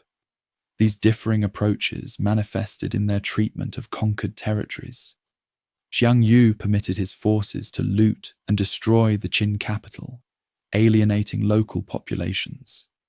Liu Bang maintained discipline among his troops and implemented moderate policies, attracting defectors from his rival. The decisive confrontation occurred at Gaixia, where Liu Bang's forces trapped Xiang Yu's army through coordinated maneuver. According to dramatic traditional accounts, Xiang Yu's remaining forces found themselves surrounded while Han troops sang Chu folk songs, suggesting widespread desertion of his countrymen.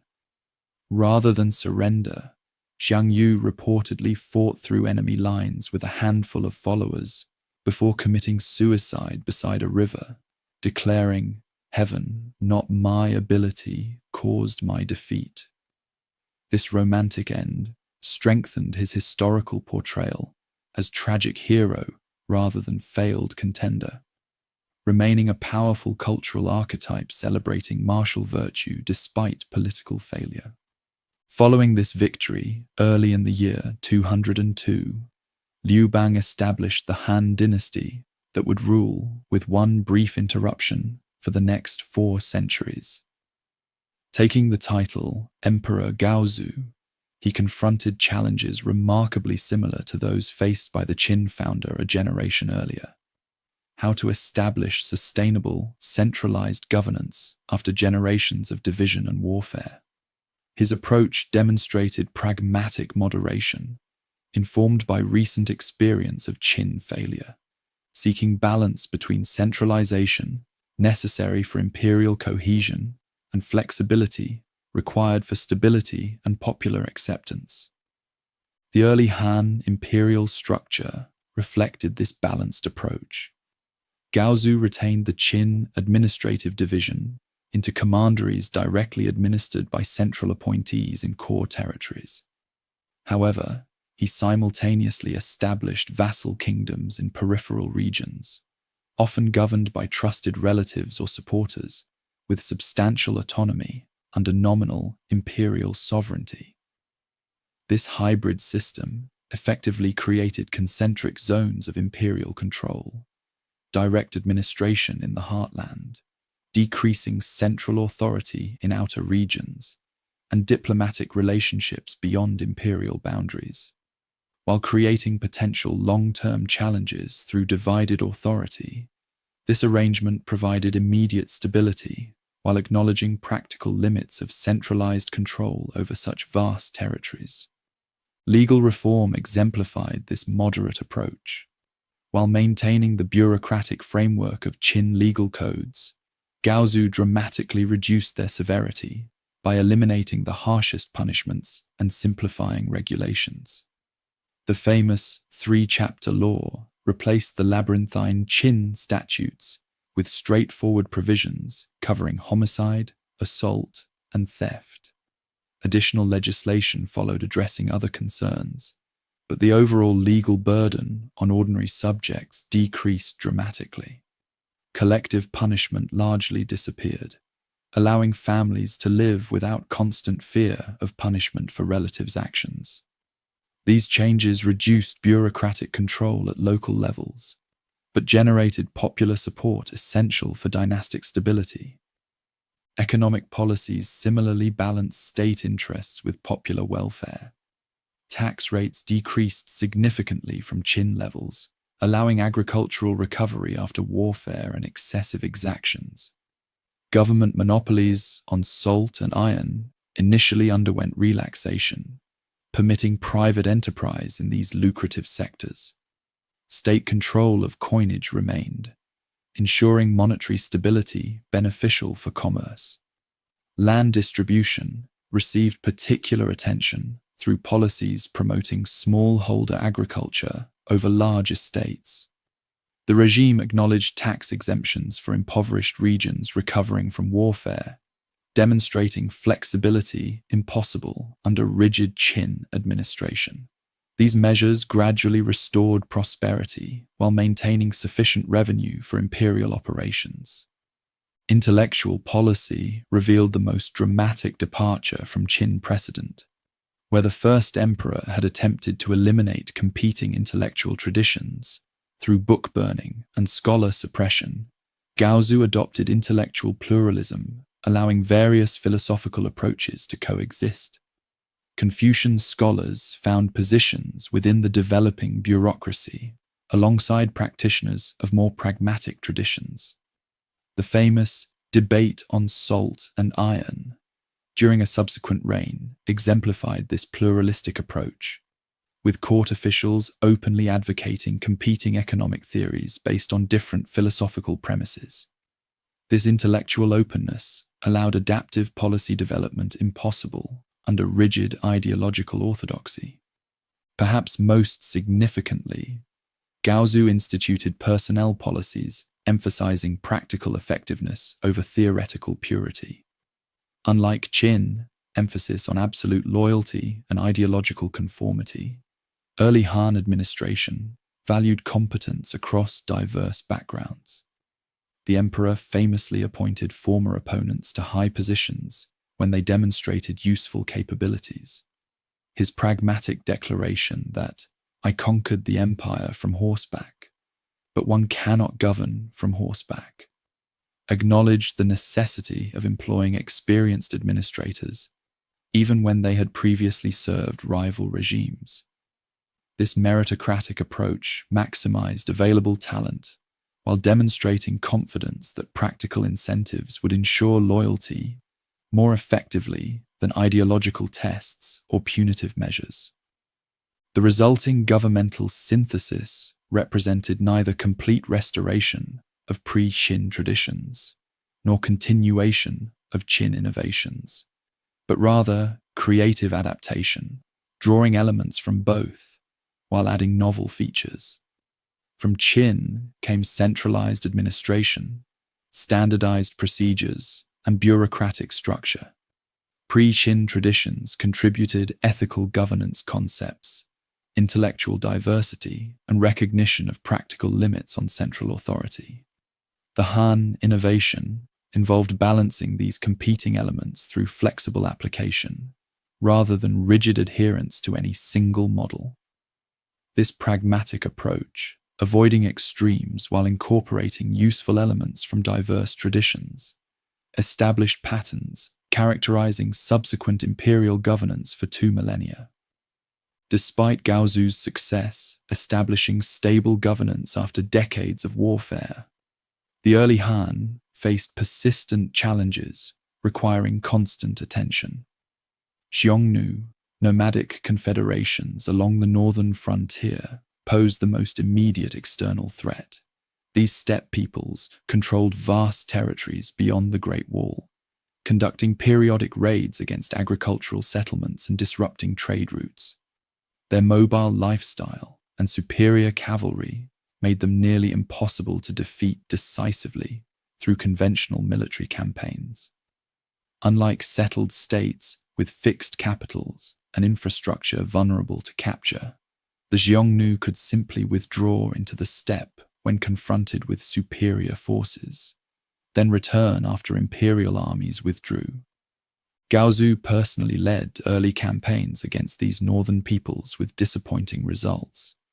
During one expedition, his forces suffered encirclement at Pingcheng, narrowly avoiding complete destruction when unexpected fog provided cover for retreat. This humiliating experience demonstrated the limitations of traditional Chinese military approaches against nomadic opponents and necessitated development of alternative strategies. The resulting Heqin policy established tributary relationships with Xiongnu leadership through diplomatic marriages, trade agreements, and regular gift exchanges.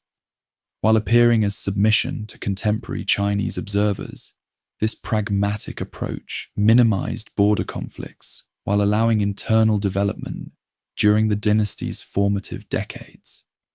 Internal challenges proved equally pressing, particularly the tension between central authority and semi-autonomous kingdoms established during imperial foundation. These vassal states, many ruled by imperial relatives, controlled substantial territories, maintained independent military forces, collected local taxes, and operated their own administrative systems under nominal imperial sovereignty. This arrangement had provided essential stability during dynastic establishment, but increasingly threatened imperial cohesion as rulers of these kingdoms pursued independent policies and accumulated power, potentially challenging the throne itself. Several major rebellions demonstrated this danger. Just 7 years after dynastic founding, 7 kingdoms rose simultaneously against central authority in the Rebellion of the Seven States. Though ultimately suppressed, this coordinated uprising revealed structural weaknesses in the original imperial settlement. Similar rebellions occurred periodically throughout early Han, culminating in the massive Rebellion of the Seven Kingdoms during Emperor Jing's reign. Each suppression resulted in territorial reorganization, reducing vassal state autonomy while expanding directly administered commanderies. This gradual centralization process unfolded across several reigns, demonstrating institutional learning and adaptation rather than rigid adherence to the founder's original arrangements. Succession issues created additional complications following Gaozu's death. His designated heir, subsequently known as Emperor Hui, proved ineffectual, while his mother, Empress Lu, exercised actual authority as regent. Following Emperor Hui's early death, she maintained control through child emperors, while systematically eliminating potential rivals from Gaozu's other consorts. Her 16-year effective rule, known traditionally as the Lu clan regency, witnessed aggressive centralization efforts and attempts to establish her own family as dynastic successor. Only after her death did members of the Liu imperial clan successfully reassert control, purging Liu family members and restoring the founder's lineage. This episode established precedents for both female regency power and the dangers of consort family domination that would recur throughout imperial history. The reign of Emperor Wen marked important consolidation following these early challenges. Ascending the throne after Empress Lu's death and the subsequent political purge, he implemented policies emphasizing stability, economic development, and moderate governance. His frugal administration reduced expenditure on imperial luxury while building financial reserves against future emergencies. Tax reductions stimulated agricultural recovery and commercial development. Criminal punishments underwent further moderation, with executioners' swords reportedly rusting from disuse during his 23 years on the throne. The resulting prosperity and stability established foundations for subsequent expansion under his more ambitious son, Emperor Wu, whose reign lasted 54 years, from 141 to 87, transformed the Han from regional power to dominant empire through military expansion, administrative reform, economic innovation, and cultural development.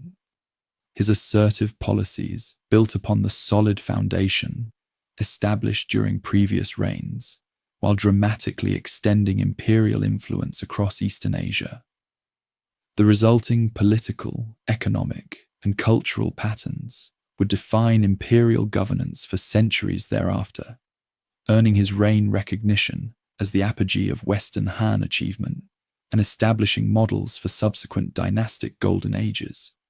Military expansion under Emperor Wu fundamentally altered the empire's relationship with surrounding peoples. Abandoning the defensive Heqin policy towards Xiongnu, he launched massive offensive campaigns deep into the steppe.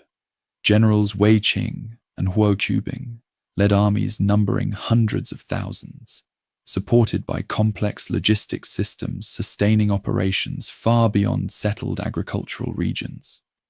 These expeditions inflicted significant defeats on Xiongnu forces, captured substantial territories, including the strategically vital Hexi Corridor, and established commanderies in formerly nomadic regions. Though failing to eliminate the Xiongnu threat entirely, these campaigns significantly reduced their power while demonstrating imperial military capacity, extending far beyond traditional boundaries. Territorial expansion continued in all directions under Emperor Wu's direction. Campaigns into Korea established 4 commanderies controlling its northern portions. Expeditions into southwest territories incorporated non-Chinese peoples into the imperial system. Most significantly, military operations into Central Asia secured trade routes later known as the Silk Road, while establishing tributary relationships with distant states.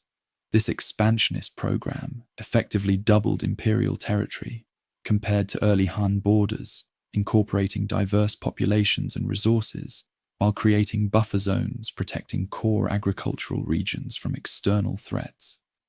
This military expansion required administrative innovations to govern newly incorporated territories effectively. Emperor Wu systematically implemented centralization measures, reducing aristocratic influence while strengthening bureaucratic control. The remaining vassal kingdoms underwent reduction or elimination, replaced by directly administered commanderies. Local governance increasingly fell to centrally appointed officials rotated regularly to prevent development of autonomous power bases. Censorial systems monitored official conduct through regular inspections and performance evaluations. These measures collectively strengthened imperial authority while reducing intermediate powers between throne and subjects. Economic policy under Emperor Wu similarly strengthened central control while generating revenue for ambitious programs. Government monopolies on salt, iron, alcoholic beverages, and coinage generated substantial income while allowing regulation of essential commodities. Standardized coinage facilitated commerce throughout expanded territories. Agricultural colonies in frontier regions increased food production while settling military veterans in strategic locations. Taxation underwent rationalization through improved registration systems, documenting population and landholding patterns. While creating significant administrative burden, these measures dramatically increased state capacity to mobilize resources for imperial projects. Perhaps most consequentially, Emperor Wu established Confucianism as state orthodoxy through institutional innovation that would endure throughout subsequent dynastic history. The imperial university expanded dramatically, providing standardized education emphasizing classical texts for future officials. The civil service examination system, though rudimentary compared to later elaborations, initiated merit-based selection processes for administrative positions. Official sponsorship of textual compilation and commentary established canonical interpretations of classical works. These initiatives collectively elevated Confucian doctrine from one philosophical tradition, among many, to official state ideology, informing governance practices and educational standards. Cultural developments during this period matched political expansion in significance. The historian Sima Qian compiled the monumental Records of the Grand Historian, establishing paradigmatic patterns for subsequent historiography while documenting early imperial development. Literary innovation flourished, with poets like Sima Jiangru establishing new forms, extending traditional expressions. Technological advancement continued across multiple fields, including mathematics, astronomy, and engineering. The resulting cultural efflorescence established Western Han as classical reference point for subsequent dynasties, seeking to legitimate themselves through cultural achievement, paralleling economic and military success. This remarkable expansion ultimately generated contradictions that would undermine the Western Han system. Military campaigns and infrastructure projects, while expanding imperial reach, imposed enormous financial burdens, requiring ever-increasing taxation. Bureaucratic growth necessary for administering expanded territories created parasitic extraction, competing with productive economic activities. Wealth concentration accelerated despite periodic reform efforts, generating social stratification, undermining the agrarian base supporting imperial operations. These structural tensions, initially manageable under effective leadership, would eventually contribute to dynastic decline when combined with leadership failures and external challenges. The Han system faced severe test when Wang Mang, a consort family member serving as regent for a child emperor, seized the throne and proclaimed the Xin dynasty early in the 1st century AD. His 16-year reign represented simultaneously radical innovation and attempted restoration, justifying usurpation through portents suggesting heaven's mandate had shifted. Wang Mang implemented sweeping reforms addressing accumulated social problems of late Western Han. He nationalized land ownership, abolished private slavery, reformed currency, adjusted tax structures, and reorganized administrative divisions. These radical measures, while theoretically addressing genuine social problems, encountered fierce opposition from entrenched interests while suffering from implementation difficulties. The resulting instability, exacerbated by natural disasters, including Yellow River flooding, generated widespread rebellion, culminating in Wang Mang's overthrow and the restoration of Han imperial rule under the Liu family line. This restored Eastern Han would maintain the imperial system for another 2 centuries, building upon foundations established during the Western period while adapting to changed circumstances. The Wang Mang interregnum, though brief, demonstrated both the extraordinary resilience of the imperial structure established by Gaozu and its capacity for regeneration following even revolutionary disruption.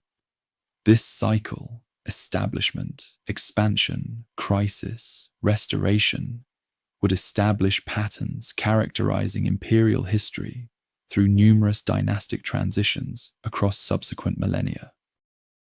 The restoration of Han rule following Wang Mang's usurpation demonstrated remarkable institutional resilience while initiating a new phase in imperial development. Liu Xiu, a distant relative of the Western Han imperial line, emerged victorious from numerous contenders, vying for power amid widespread rebellion and social disruption.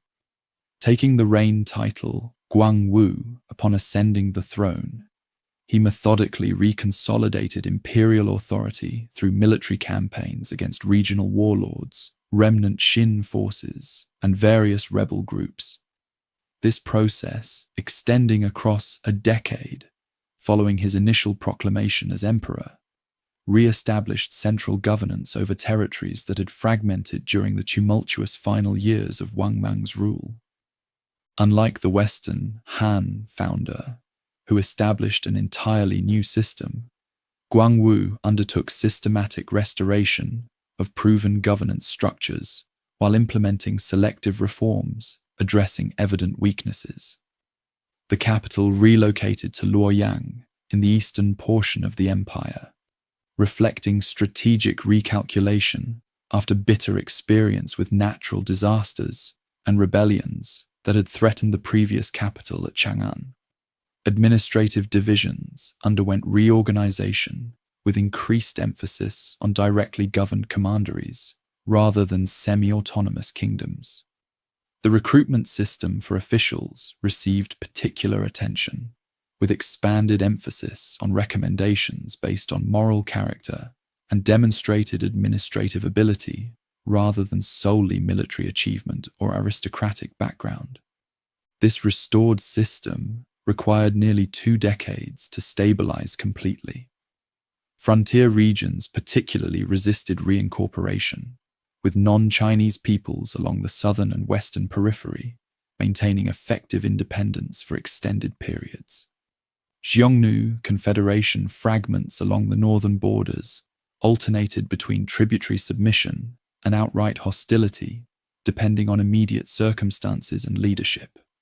Naval expeditions re-established imperial authority over coastal regions where pirate organizations had established autonomous control.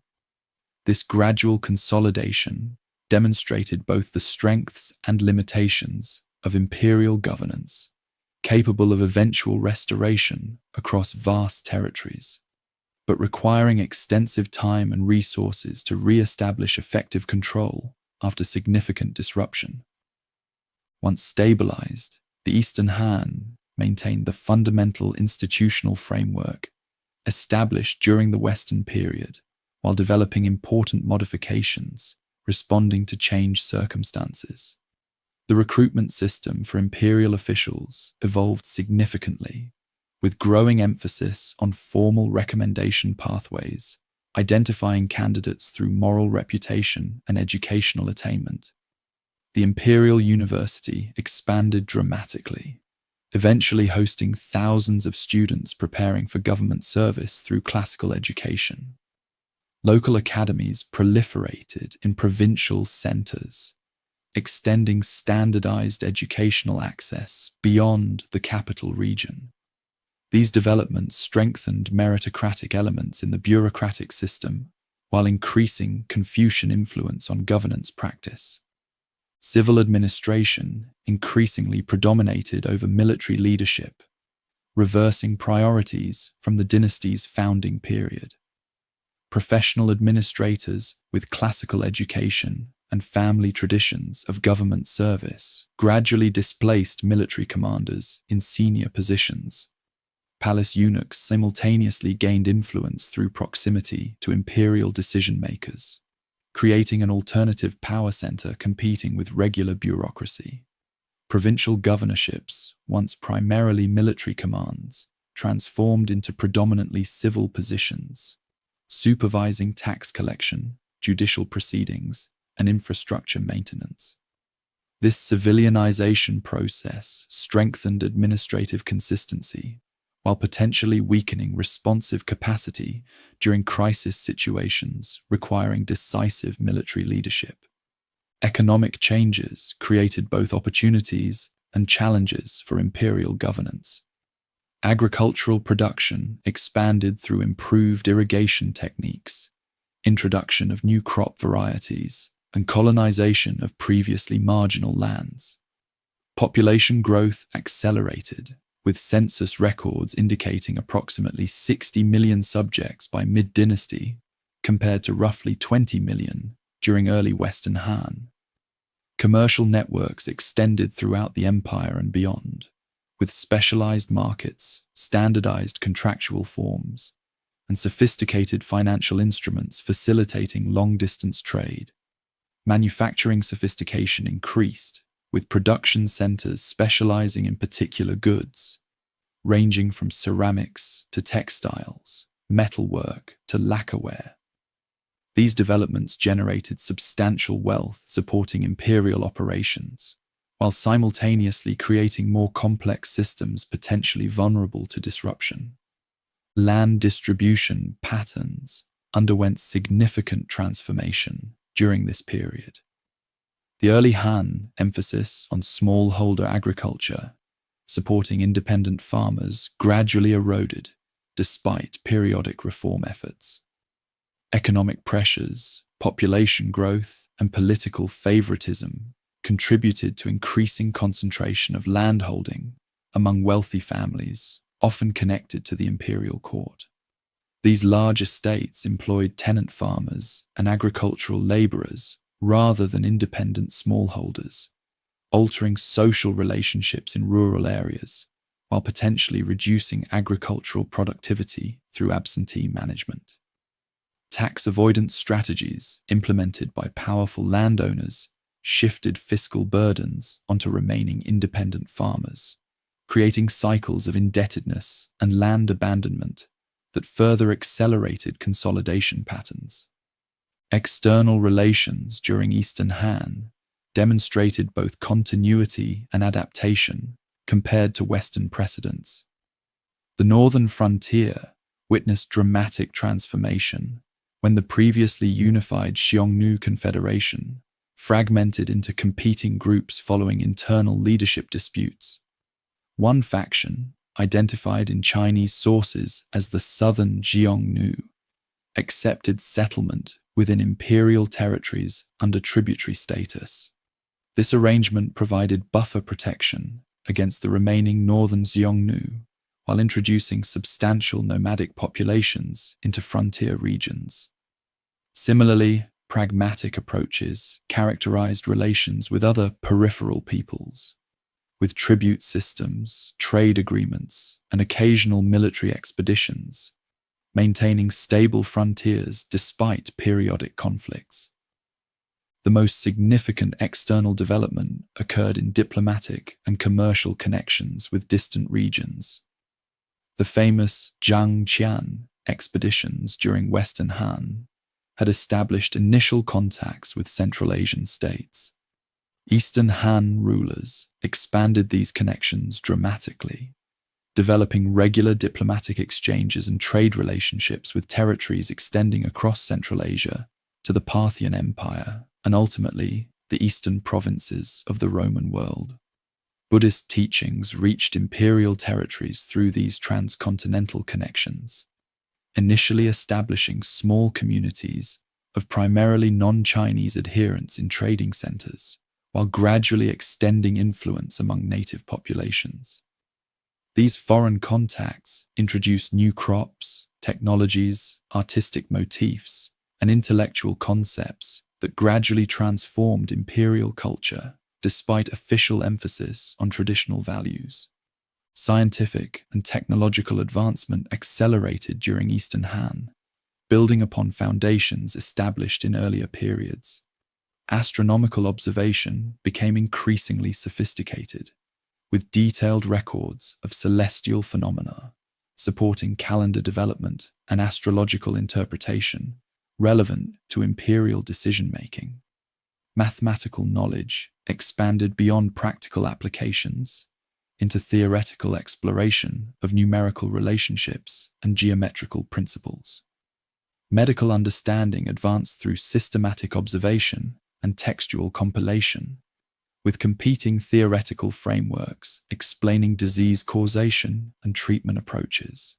Engineering achievements included sophisticated water management systems, improved metallurgical techniques, and structural innovations, permitting larger architectural spans and more efficient construction methods. Among numerous technological innovations emerging during this period, paper manufacture deserves particular attention for its revolutionary implications. Traditional historical accounts attribute its invention to Kai Lun during Emperor He's reign, though archaeological evidence suggests earlier developmental stages. This technology, produced from plant fibers processed into thin sheets suitable for writing, dramatically reduced text production costs compared to previous materials like bamboo strips, wooden tablets, or silk. The resulting information revolution facilitated administrative record-keeping, educational expansion, and literary production, while enabling more effective knowledge transmission across both space and time. Though its full impact would unfold across subsequent centuries, paper technology ranks among the most consequential innovations in world history for its transformative effects on information management and cultural transmission. Cultural developments during Eastern Han demonstrated creative tension between classical reverence and innovative adaptation. Scholarly attention focused increasingly on interpreting canonical texts through commentarial traditions, explaining ancient works for contemporary audiences. The resulting exegetical literature elaborated sophisticated hermeneutic approaches, balancing textual authority with practical application. Artistic production similarly balanced traditional motifs with technical innovation and occasional foreign influence. Literary forms evolved within established frameworks, with historical writing, philosophical discourse, and poetic expression all demonstrating both continuity and development. This cultural pattern, innovation within tradition, rather than revolutionary rejection, characterized imperial civilization throughout subsequent history. Intellectual life during this period witnessed important developments in multiple traditions. Confucianism strengthened its institutional position through connections with imperial administration and educational systems, but internal divisions created competing interpretive schools with distinct approaches to classical texts. Taoism transformed from primarily philosophical discourse into more organized religious traditions, incorporating meditation practices, dietary regimens, alchemical experimentation, and ritual observance. The introduction of Buddhism established another significant tradition that would eventually challenge both Confucian social ethics and Taoist metaphysics, while offering alternative paths to spiritual development. These diverse intellectual currents coexisted within a relatively pluralistic environment that accommodated multiple approaches despite official Confucian predominance. Despite these achievements, structural weaknesses gradually undermined Eastern Han's stability during its 2nd century. Factional conflict within the imperial court increasingly paralyzed effective governance, with competing groups centered around consort families, eunuch officials, and Confucian scholars engaging in destructive power struggles. Regional governors exercised growing autonomy from central direction, responding to local conditions while developing independent power bases. Economic disparities widened between wealthy landowners connected to court politics and impoverished agricultural producers bearing disproportionate tax burdens. These internal tensions created mounting dysfunction that left the system increasingly vulnerable to external shocks. The decisive crisis erupted with the Yellow Turban Rebellion during Emperor Ling's reign, late in the 2nd century. This massive peasant uprising drew inspiration from Taoist religious teachings, promising cosmic renewal through overthrow of corrupt authority. Led by faith healer Zhang Jiao, the movement attracted hundreds of thousands of followers, organized into quasi-military units identified by yellow head coverings. Though eventually suppressed through massive military mobilization, this rebellion fundamentally altered power relationships by necessitating delegation of emergency authority to regional commanders who subsequently maintained independent forces. The resulting militarization of provincial governance created warlord dynamics that would ultimately overshadow imperial authority despite the rebellion's defeat. This emergency response accelerated institutional breakdown already underway through factional conflict. Court eunuchs controlling access to successive child emperors engaged in bloody purges of Confucian officials perceived as threats to their influence.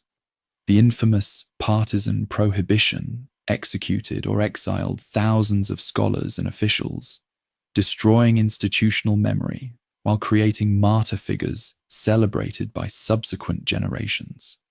Provincial administrators facing local crises increasingly acted independently when central guidance proved contradictory or unrealistic. Agricultural disruption through warfare, excessive taxation, and natural disasters stimulated mass population movement, undermining census records and tax collection systems. These compounding problems overwhelmed adaptive capacity, creating systemic failure rather than merely transitional difficulty. The final dissolution unfolded through sequential usurpation of imperial prerogatives by military commanders originally empowered to address specific crises. Dong Zhuo, frontier general commanding substantial forces, seized the capital and installed puppet emperors under his control, before eventually facing assassination for excessive brutality. His elimination created power vacuum filled through complex maneuvering among various regional commanders controlling different territories and resources. Cao Cao emerged predominant among these contenders through superior strategic vision, administrative competence, and political manipulation. While maintaining nominal Han imperial structures with puppet emperors, he effectively established independent authority, eventually formalized when his son proclaimed the Wei dynasty following his death. The famous Battle of Red Cliffs marked a crucial turning point in this transition process. Cao Cao, having consolidated control over northern territories through military campaigns against rival warlords, attempted southern conquest with massive forces moving down the Yangtze River. An alliance between southern commanders Liu Bei and Sun Quan achieved unlikely victory against these numerically superior forces, establishing tripartite division that would characterize the subsequent Three Kingdoms period. This configuration, Cao Wei in the north, Shu Han in the southwest, Wu in the southeast, replaced Han unity with regional states claiming imperial legitimacy while engaging in persistent conflict interrupted by temporary alliances and diplomatic maneuvering. The formal end of Han came when Cao Pi, following his father's death, compelled the last Han emperor to abdicate and proclaimed himself founder of the Wei dynasty. This transition, though representing significant political discontinuity, maintained substantial institutional continuity in administrative structures, legal frameworks, and cultural patterns established during 4 centuries of Han governance. Unlike the catastrophic Zhou collapse that had created prolonged warfare before Qin unification, the Han transition, though certainly disruptive, preserved substantial governmental capacity subsequently utilized by competing successor states. This pattern, political fragmentation without complete institutional collapse, represented important evolution in imperial cycles compared to pre-imperial precedents. Several factors contributed to Han decline, despite remarkable institutional sophistication and cultural achievement. The unavoidable tension between centralized administration and local autonomy across vast territories created persistent structural challenges requiring constant attention and adaptation. Imperial families demonstrated biological tendency toward declining competence across generations, with founder vigor gradually replaced by palace-raised successors lacking direct administrative or military experience. Economic stratification accelerated despite periodic reform efforts, undermining the agricultural base supporting imperial operations while creating parallel power structures competing with official hierarchies. External pressures from nomadic peoples required persistent resource allocation to frontier defense, diverting capabilities from internal development and governance improvement. Perhaps most significantly, the Eastern Han suffered leadership quality decline during crucial periods when adaptive response might have addressed emerging problems before reaching catastrophic scale. The succession of child emperors during the latter dynasty created power vacuums filled by consort families, court eunuchs, and eventually military strongmen, rather than experienced administrators capable of implementing necessary reforms. Factional conflicts consumed energy, better directed towards substantive governance challenges, creating institutional paralysis precisely when flexibility and innovation were most needed. The resulting systemic failure reflected not inevitable decline, but rather specific historical circumstances preventing effective adaptation to changing conditions. The Han legacy, nevertheless, endured far beyond its political dissolution, establishing patterns that would influence East Asian civilization for 2 millennia thereafter. The imperial governmental system, combining bureaucratic administration with monarchical authority, provided template for all subsequent dynastic formations. Intellectual frameworks synthesizing Confucian ethics, legalist techniques, and Taoist perspectives created sophisticated governance theory, adaptable to changing circumstances while maintaining fundamental continuity. Economic organizations integrating agricultural production, commercial exchange, and manufacturing specialization established patterns resilient through political disruption. Cultural achievements in literature, historiography, philosophy, science, and technology created foundations for subsequent development across multiple fields. So profound was this influence that later restoration movements consistently invoked Han precedent as legitimizing model, with multiple subsequent dynasties explicitly styling themselves as Han restorations. The very term Han transformed from dynastic designation to ethnic and cultural identifier, eventually becoming the predominant self-designation of the Chinese people themselves. This remarkable transformation from political institution to civilizational identity demonstrates the Han achievement transcending mere governmental structures to establish enduring cultural patterns, resilient through subsequent centuries of political reconfiguration, foreign invasion, and social transformation. The collapse of Han imperial unity ended ancient China's formative period, while establishing enduring patterns that would characterize subsequent historical development for 2 millennia. Despite political fragmentation following Han dissolution, the fundamental frameworks established during these formative centuries demonstrated remarkable resilience through cycles of unity and division, native rule and foreign conquest, expansion and contraction.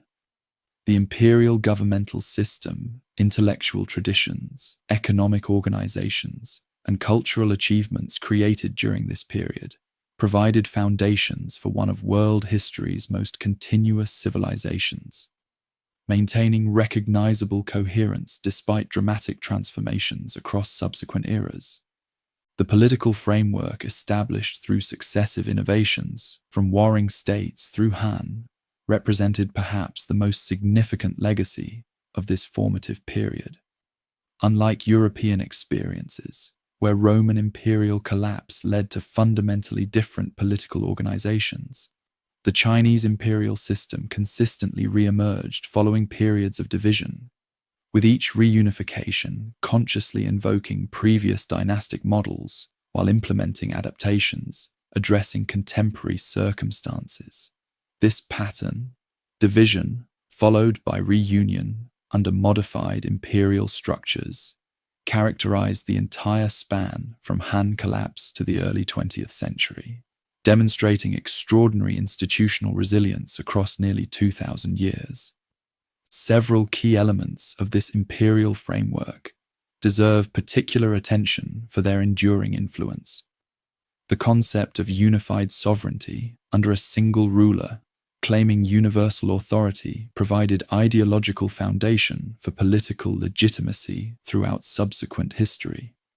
Even during prolonged division, competing states typically claimed imperial status rather than accepting permanent fragmentation as legitimate arrangement. This unification imperative continuously reasserted itself, with periods of division consistently viewed as temporary anomalies rather than acceptable alternatives to imperial unity. The remarkable persistence of this unification ideal through centuries of actual division represents one of Chinese political history's most distinctive characteristics. The bureaucratic administrative system emerging during this period similarly demonstrated remarkable longevity. The Qin innovation, replacing aristocratic governance with merit-based bureaucracy, though modified by the Han to incorporate Confucian ethical dimensions, established governmental patterns that would characterize all subsequent imperial formations. Professional administrators selected through various merit-based mechanisms, rather than solely hereditary privilege, became standard governance practice, though specific selection methods evolved significantly over time. This bureaucratic continuity provided institutional resilience, allowing administrative recovery following political disruption, maintaining governmental capacity through dynastic transitions that might otherwise have produced complete systemic collapse. The dynastic cycle concept emerging from these formative experiences provided sophisticated framework for understanding political change within overarching continuity. The mandate of heaven doctrine articulated during early Zhou and elaborated by subsequent thinkers established pattern, wherein virtuous founders established dynasties that subsequently declined through moral corruption before heaven transferred its mandate to new ruling houses, demonstrating superior virtue.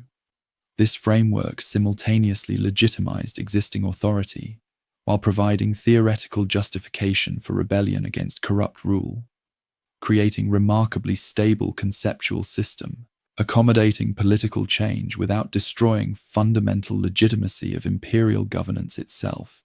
The resulting pattern, establishment, expansion, decline, replacement, provided interpretive framework for understanding political history throughout subsequent millennia. The balance of pragmatic legalism and ethical Confucianism characterizing mature imperial governance represented another enduring legacy. The Han synthesis, incorporating legalist administrative techniques within Confucian ethical framework, created remarkably adaptive governance model, combining practical effectiveness with moral legitimacy. Subsequent dynasties consistently maintained this balance, though specific equilibrium points shifted according to contemporary circumstances and leadership preferences. This synthesis allowed imperial governance to maintain both functional effectiveness and moral authority through widely varying conditions, providing flexibility while maintaining fundamental continuity in basic governance approach across diverse historical contexts. Economic innovations during this formative period similarly established patterns demonstrating remarkable longevity. Agricultural systems balancing intensive cultivation techniques with extensive land reclamation provided sustainable foundation for supporting large populations despite periodic disruption. Water management systems, including flood control, irrigation networks, and transportation canals, transformed natural hydrology into productive infrastructure, supporting both agricultural production and commercial integration.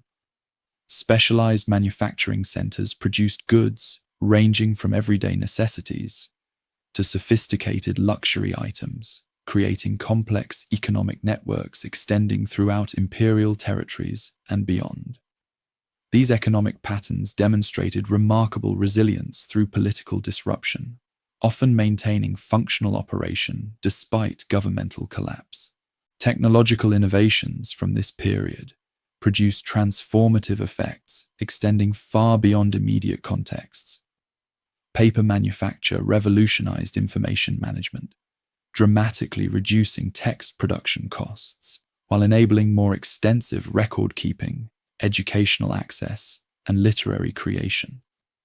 Iron metallurgy transformed both agricultural production through improved tools and military capabilities through superior weapons, creating technological foundation for subsequent development across multiple fields.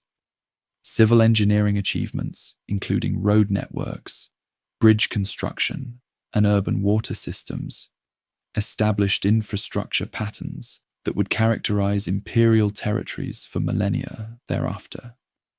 These technological foundations, though subsequently enhanced through incremental improvement, demonstrated remarkable longevity in basic operational principles. Intellectual traditions established during this period provided conceptual frameworks that would structure thinking across diverse fields throughout subsequent history. Confucianism established ethical principles governing social relationships, political responsibilities, and educational priorities that profoundly influenced cultural development far beyond formal philosophical discourse. Taoism provided alternative perspectives, emphasizing natural processes, spontaneous development, and limitations of human intervention that balanced activist Confucian approaches. Legalist thought contributed pragmatic governance techniques and systematic administration methods despite official rejection of its harsher aspects.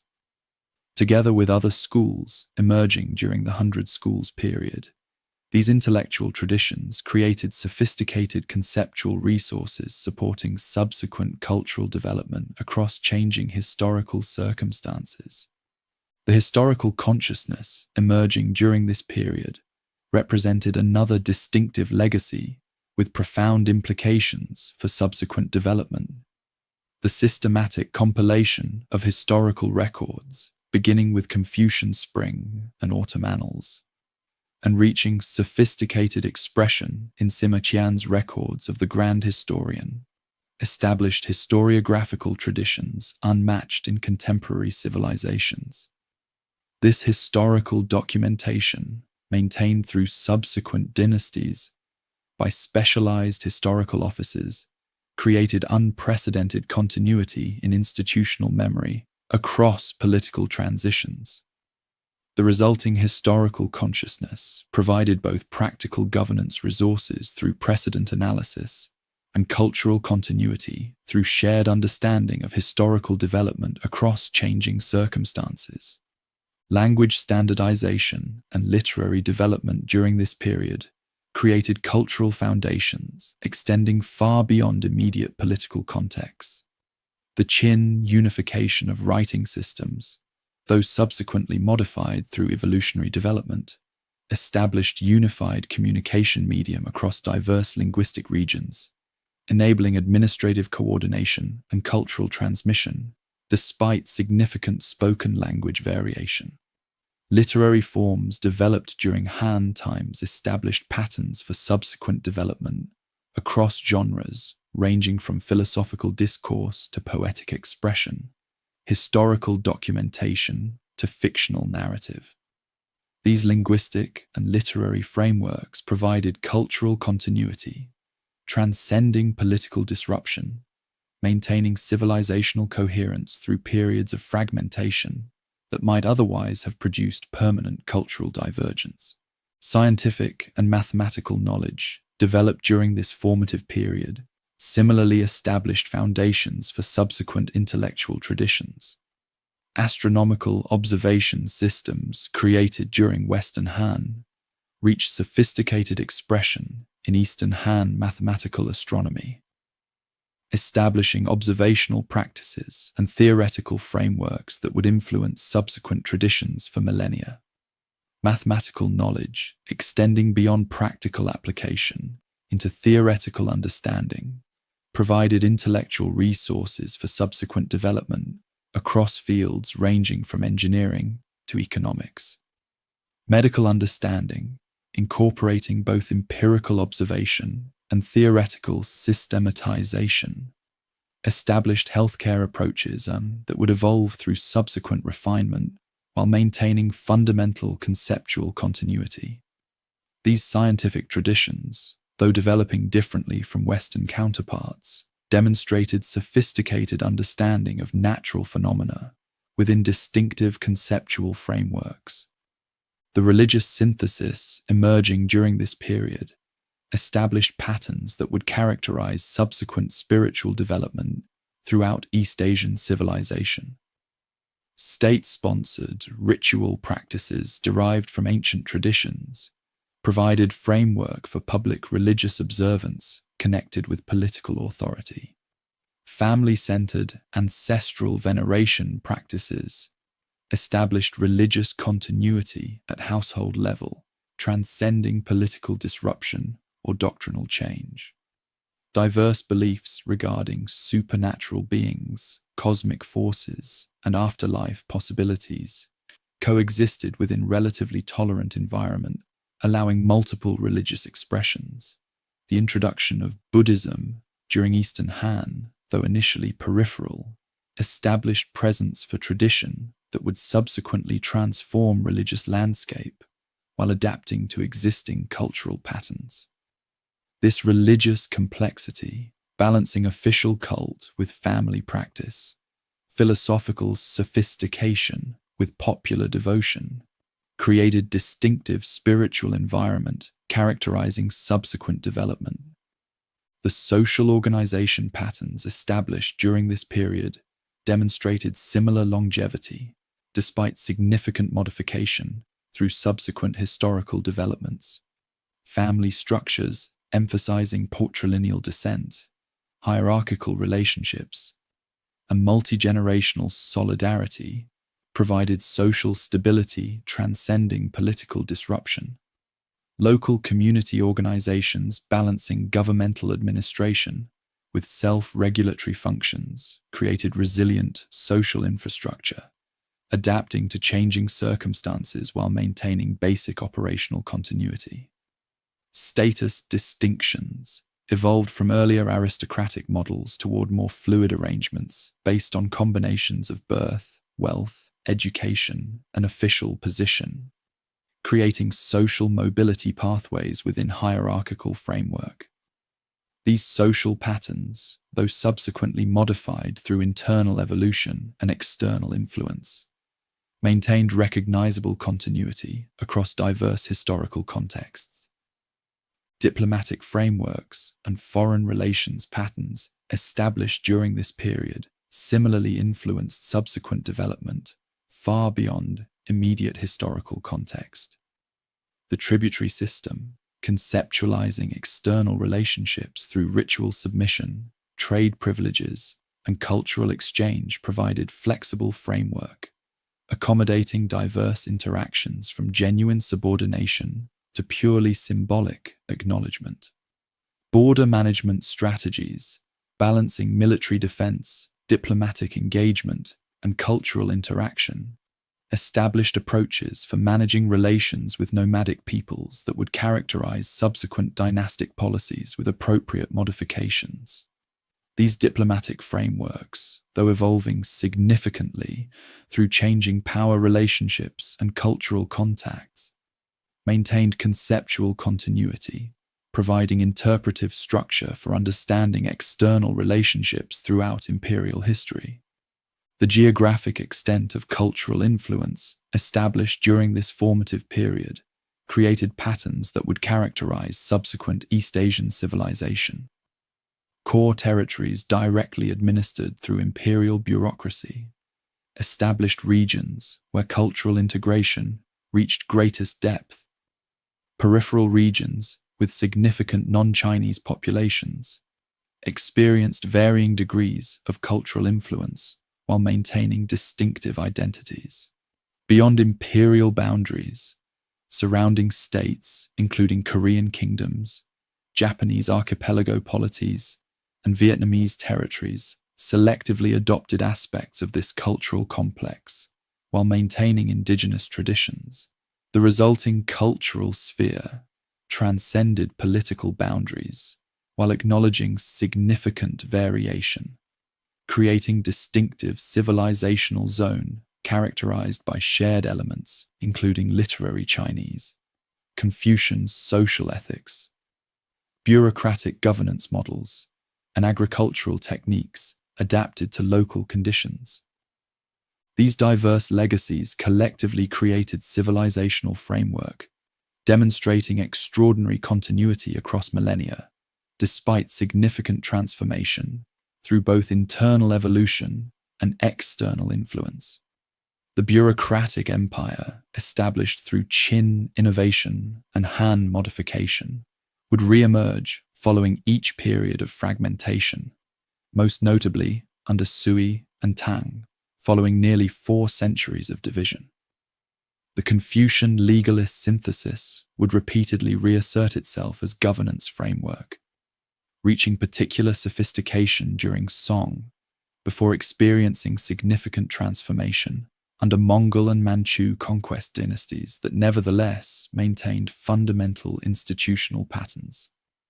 Economic organizations, technological systems, and social structures established during this formative period similarly demonstrated remarkable continuity, despite periodic disruption and gradual transformation. This continuity should not suggest stagnation or lack of development. Each reunification, following periods of division, incorporated significant innovations emerging during fragmentation. Each dynasty implemented distinctive policies, addressing contemporary challenges, while consciously invoking historical precedents. Technological advancement continued through gradual improvement rather than revolutionary transformation. Cultural expressions evolved through creative engagement with established traditions rather than wholesale rejection. The resulting pattern demonstrated evolutionary development within established frameworks rather than revolutionary discontinuity, creating distinctive historical trajectory, balancing conservation and innovation across exceptionally long time span. The modern transformation of this civilizational pattern, beginning in the 19th century and accelerating through the 20th, represents unprecedented discontinuity compared with previous transitions that had maintained fundamental institutional and cultural continuity, despite significant modification. The revolutionary rejection of imperial governance, Confucian social ethics, and traditional cultural expressions during 20th century modernization efforts created more profound rupture than any previous historical transition. Yet even this revolutionary transformation demonstrates continuing influence from patterns established during the formative period, examined in this historical overview. Contemporary governance structures, though ideologically distinct from imperial predecessors, maintained centralized bureaucratic administration, descending directly from Qin-Han innovations. Social relationships, though dramatically transformed through revolutionary change, continue reflecting distinctive patterns established during formative historical development. The extraordinary longevity of patterns established during this formative period raises profound historical questions regarding institutional resilience, cultural continuity, and civilizational development. Why did Chinese imperial institutions repeatedly reconstitute themselves, following periods of fragmentation that might have produced permanent division similar to post-Roman Europe? How did cultural frameworks maintain coherence across diverse regions, despite significant linguistic and environmental variation? What factors enabled evolutionary adaptation within established patterns rather than revolutionary rejection across 2 millennia of historical development. These questions transcend mere historical curiosity to address fundamental issues concerning human social organization, cultural transmission, and institutional development across extended timeframes. One compelling explanation emphasizes distinctive geographical conditions shaping historical development. The relatively isolated North China Plain, protected by mountain ranges, deserts, and oceans, created natural context for political unification, compared with more fragmented European geography.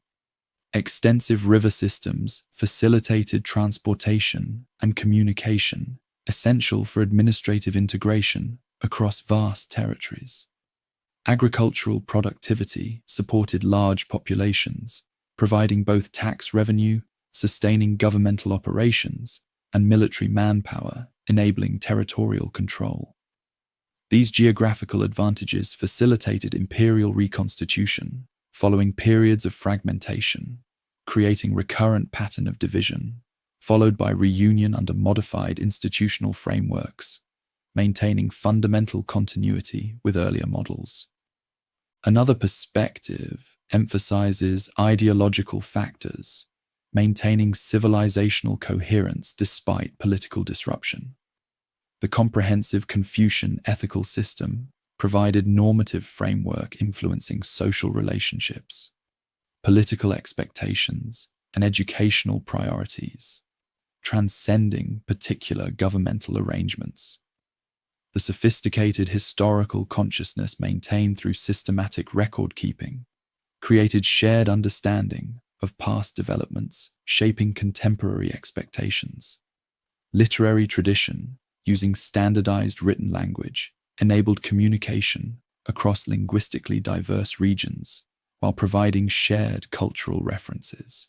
These ideological factors maintained civilizational coherence through periods of political fragmentation that might otherwise have produced permanent cultural divergence, facilitating subsequent reunification under institutional frameworks consciously invoking historical precedents.